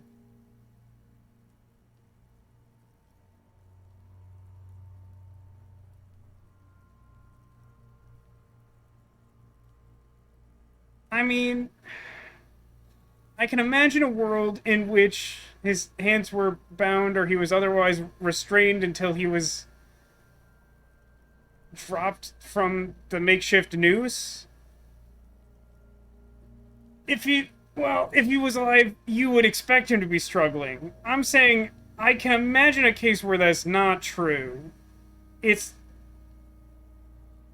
I'm not saying it's wrong to make the assumption that if it had been a fatal wound, you would expect the claw marks. I mean, I think that's pretty self-evident. Like, that seemed remarkable to me just from his observation. I agree. But, like, I do feel like it's also easy to overly assume in the other direction, and then you end up doing Honor Mizrahi detective work from Murder by Numbers, where you just, like, make one assumption and lean really hard on it. I feel like what I would like to do is to have a conversation with Kim about that observation rather than check one of the boxes immediately.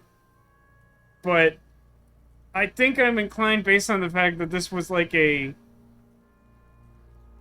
challenging success of a skill that I have like a comical number of points in, that I should go with the thing that it's suggesting to me.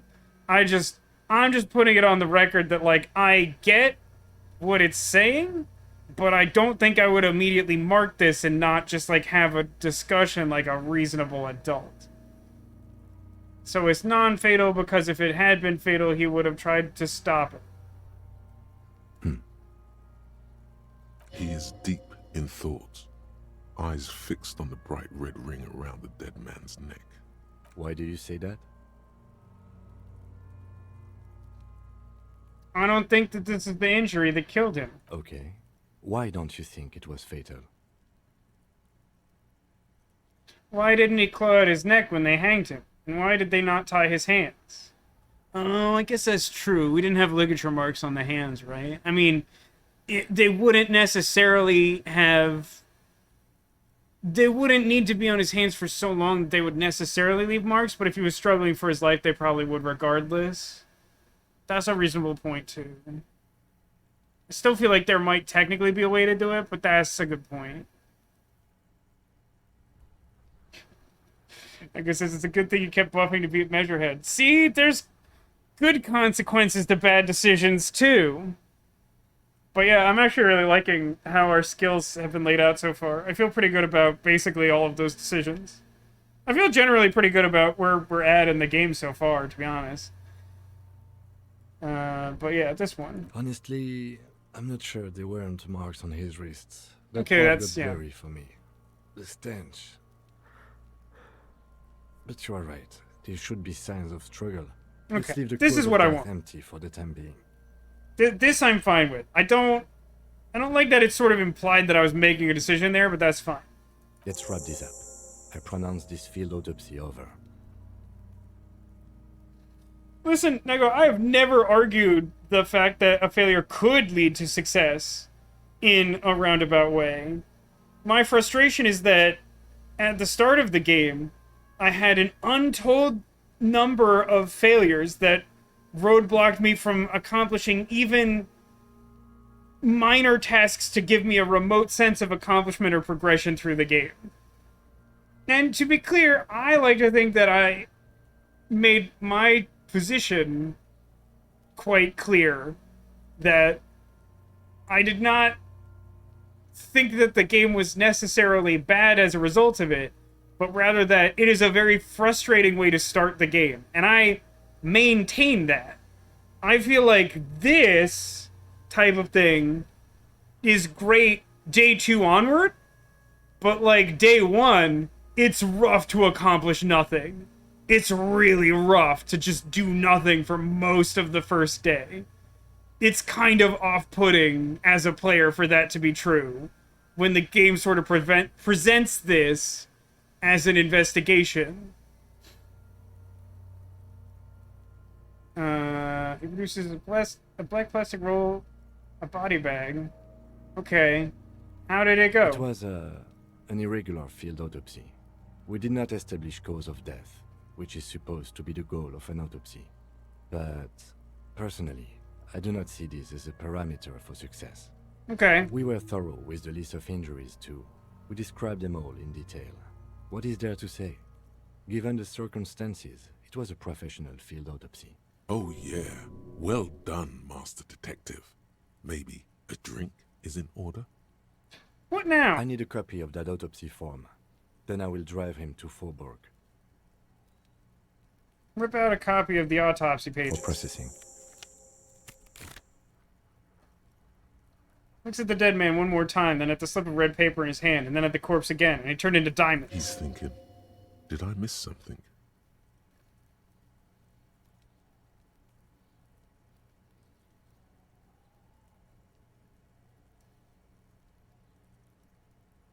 I mean, I don't know why I wouldn't try this. You can't change clothes in the middle of a conversation. I think I could save and come back, but that's fine, I think. So legendary difficulty, we've got a pretty good score and a circumstance bonus. Is still pretty low. Glasses give perception. I honestly, I want to say I actually have the maximum perception available to me active right now. I could put a skill point in it. And I don't hate the idea of putting points in perception. I'm not sure I want to put another one in, because I did already put one in. We're kind of getting close to another level up, and we did level up in the middle of that process. It wouldn't be the worst, but like, what's the next step up from 28? It doesn't go straight to 42, right? I should know these probabilities better, I assume.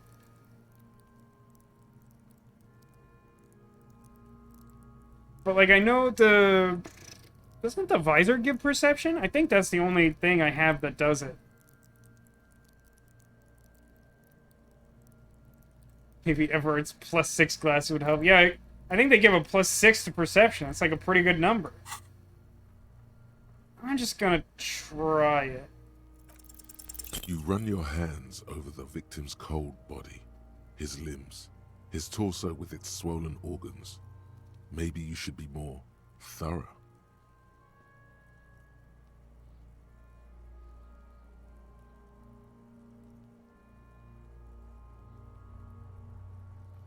I mean, the fingernails could potentially show signs of struggle. His fingernails have turned dark. They're chipped and quite long. There is dirt under them. That's all. It's a weirdly long delay for that. Is that a trigger fire problem? I genuinely don't think that's my fault. But yeah, yikes forever. Do you think we missed something? You can't shake the feeling that there are more secrets concealed in the flesh before you. Just a gut feeling. Okay, well, we are in livor mortis here. He is disintegrating. We need to refrigerate the body if we want to conduct another examination, and we need to do it fast. Where do we find a body fridge? It would have to be industrial in size. Let's start by asking Gart at the Whirling in Rags, and the Frit store down at the gates. Really? The If they Frit don't store? know, but only if all else fails. His gaze settles on Kuna. Fuck are you looking at, Beano man? You want a piece of the Kuno? Wanna get fucked? Only if all else fails.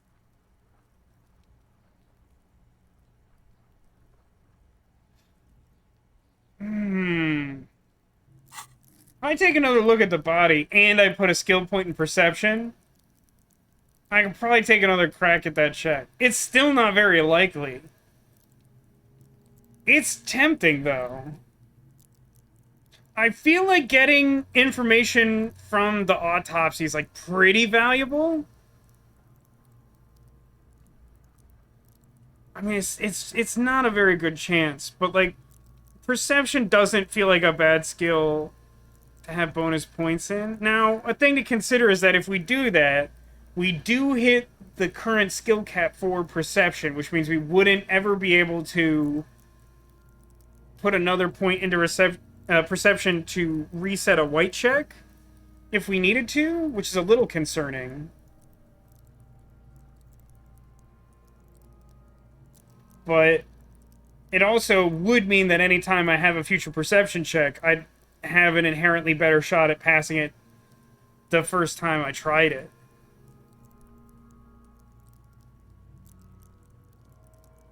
Before I do this, let me just make sure that when I click that, it does the thing I think it... Hurry. This is one task we cannot sideline. With every hour, whatever we are looking for will become harder to find. Soon, you'll be looking for clues in a pile of sludge and bones. I'm gonna do it.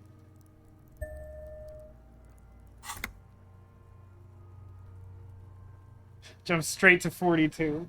I'm totally boned now. Oh, do I have to leave and come back? I think I do. The man is decomposing. The lieutenant adjusts his glasses and takes a deep breath. No whammies.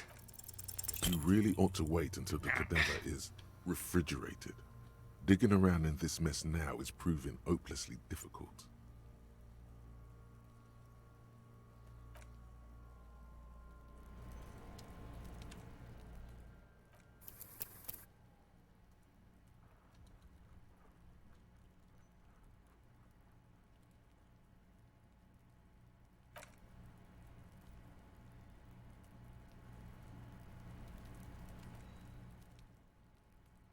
Darn.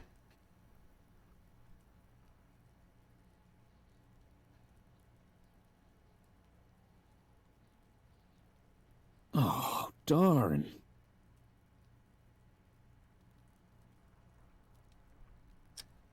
Yeah, I was thinking that by the description, Echo, but I don't know. Either way, I don't think I mind having points in perception. It is still disappointing, though. Really wanted that. I don't know. I'm still not sure where I'm at in terms of save scumming. I feel like non-zero is the amount. Forever. I feel pretty good about having committed to all of the decisions this time. Like, we save scummed 0 this stream. I'd set myself up to be able to do it in a couple instances. There were some times where I didn't have an opportunity and had to commit. And I generally feel good about all of that. Like, I feel like this is maybe the best individual experience I've had so far playing the game. It does seem like the game is structured in a way where, like, the further you get in the game, the more likely, like, other things are to matter in ways that are interesting and complex instead of just failing a 42% skill check over and over. So, like, that's reassuring in some way. Yeah, I don't know. Let me just, saved this main menu, and then quit.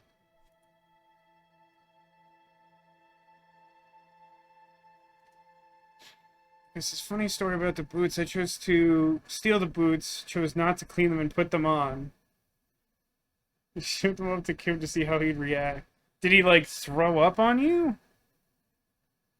Elysium is currently failing to close. Hopefully that doesn't ruin it. But yeah, I don't know. I'm enjoying... I do feel like the more I play this game, the more I enjoy it.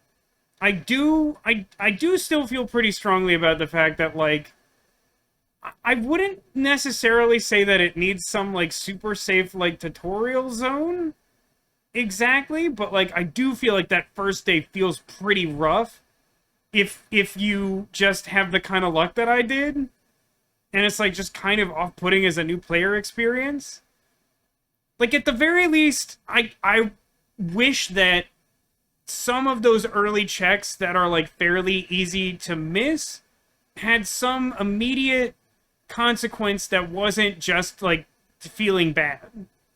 It doesn't need to be super complicated, but, like, if you have to, like, fail a bunch of checks on the first day for various reasons, it'd be great if some of them had the ability to show off the fact that a failure can be more interesting. And I just didn't feel like I was getting that. Because, like, I do strongly believe that, like, in a game like this, you can have that kind of experience. But, like, you can also just write a game like this such that that's never true. So, like, it would be reassuring to me, the player for whom 42 equals 0, if it felt more like there were interesting results instead of just constant failure. It was stunned to silence. Yeah, that seems appropriate. Anyway, I don't want to harp on the past. I'm just drawing the contrast of I'm seeing more of the things I wanted to see from the game, and as a result, I feel like I'm having more fun. So I'm liking that. But it's been an incredibly long week. I don't want to dilly or dally. So I will point out, as I do at the end of the stream, that we've reached the conclusion of the stream, and as a result, it is time to locate the secret Squirtle. Because somewhere on the couch behind me, I've hidden a secret Squirtle. Or have I? You see, because yesterday's stream was so rudely and unceremoniously interrupted, and yet this was more or less the layout of the couch yesterday, I decided that I would hide 2 secret Squirtles. One of them, the one I had hidden yesterday, it's actually pretty tricky. And the one that I hid today, I made a lot more obvious, I think. And as a result, more likely to be guessed.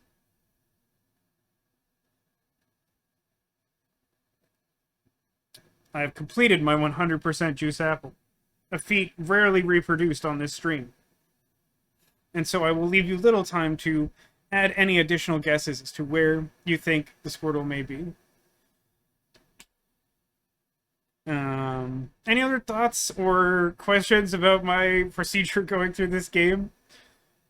I'm not sure I've necessarily done a great job of cultivating a character in the way I often do, but I do feel like I'm kind of closing in on something.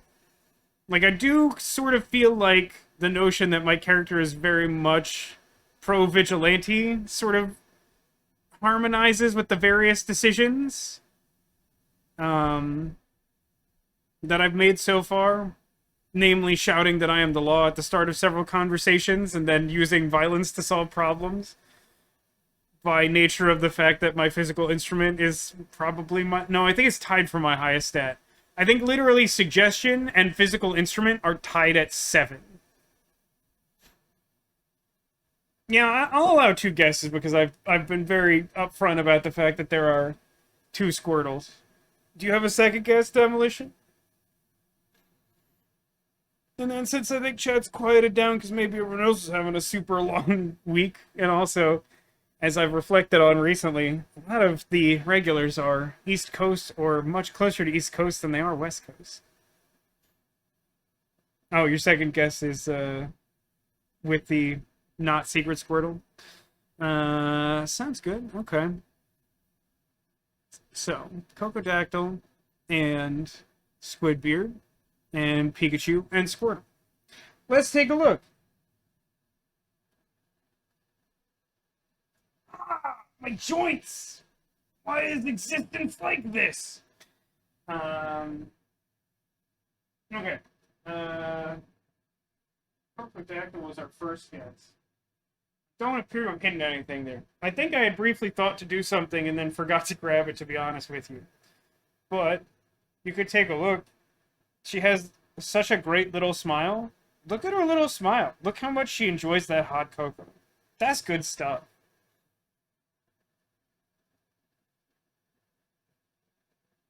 That is true, Neko. You are far more east than East Coast. That math is different.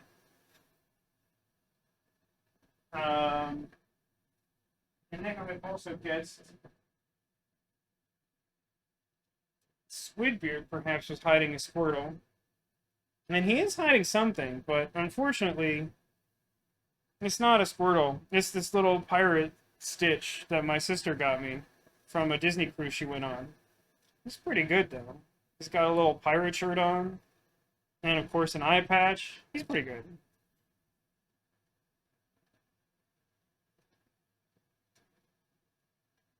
I made that look super hard. Demolition had guessed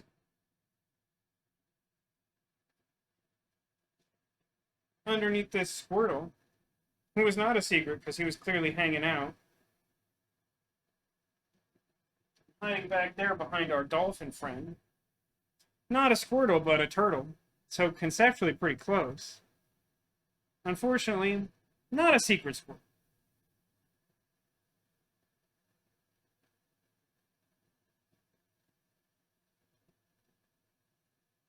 And then, I should guessed behind this Pikachu might be a Squirtle. And as it turns out, there is.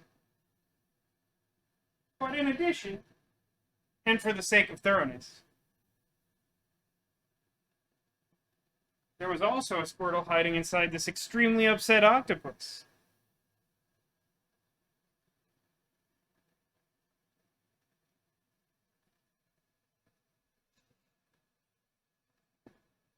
So, congratulations to Demolition and to anyone perhaps playing along with the VOD, who I assume is no one. Goodness, what a chunky Pika boy. He's hefty. And very cute. Look at him.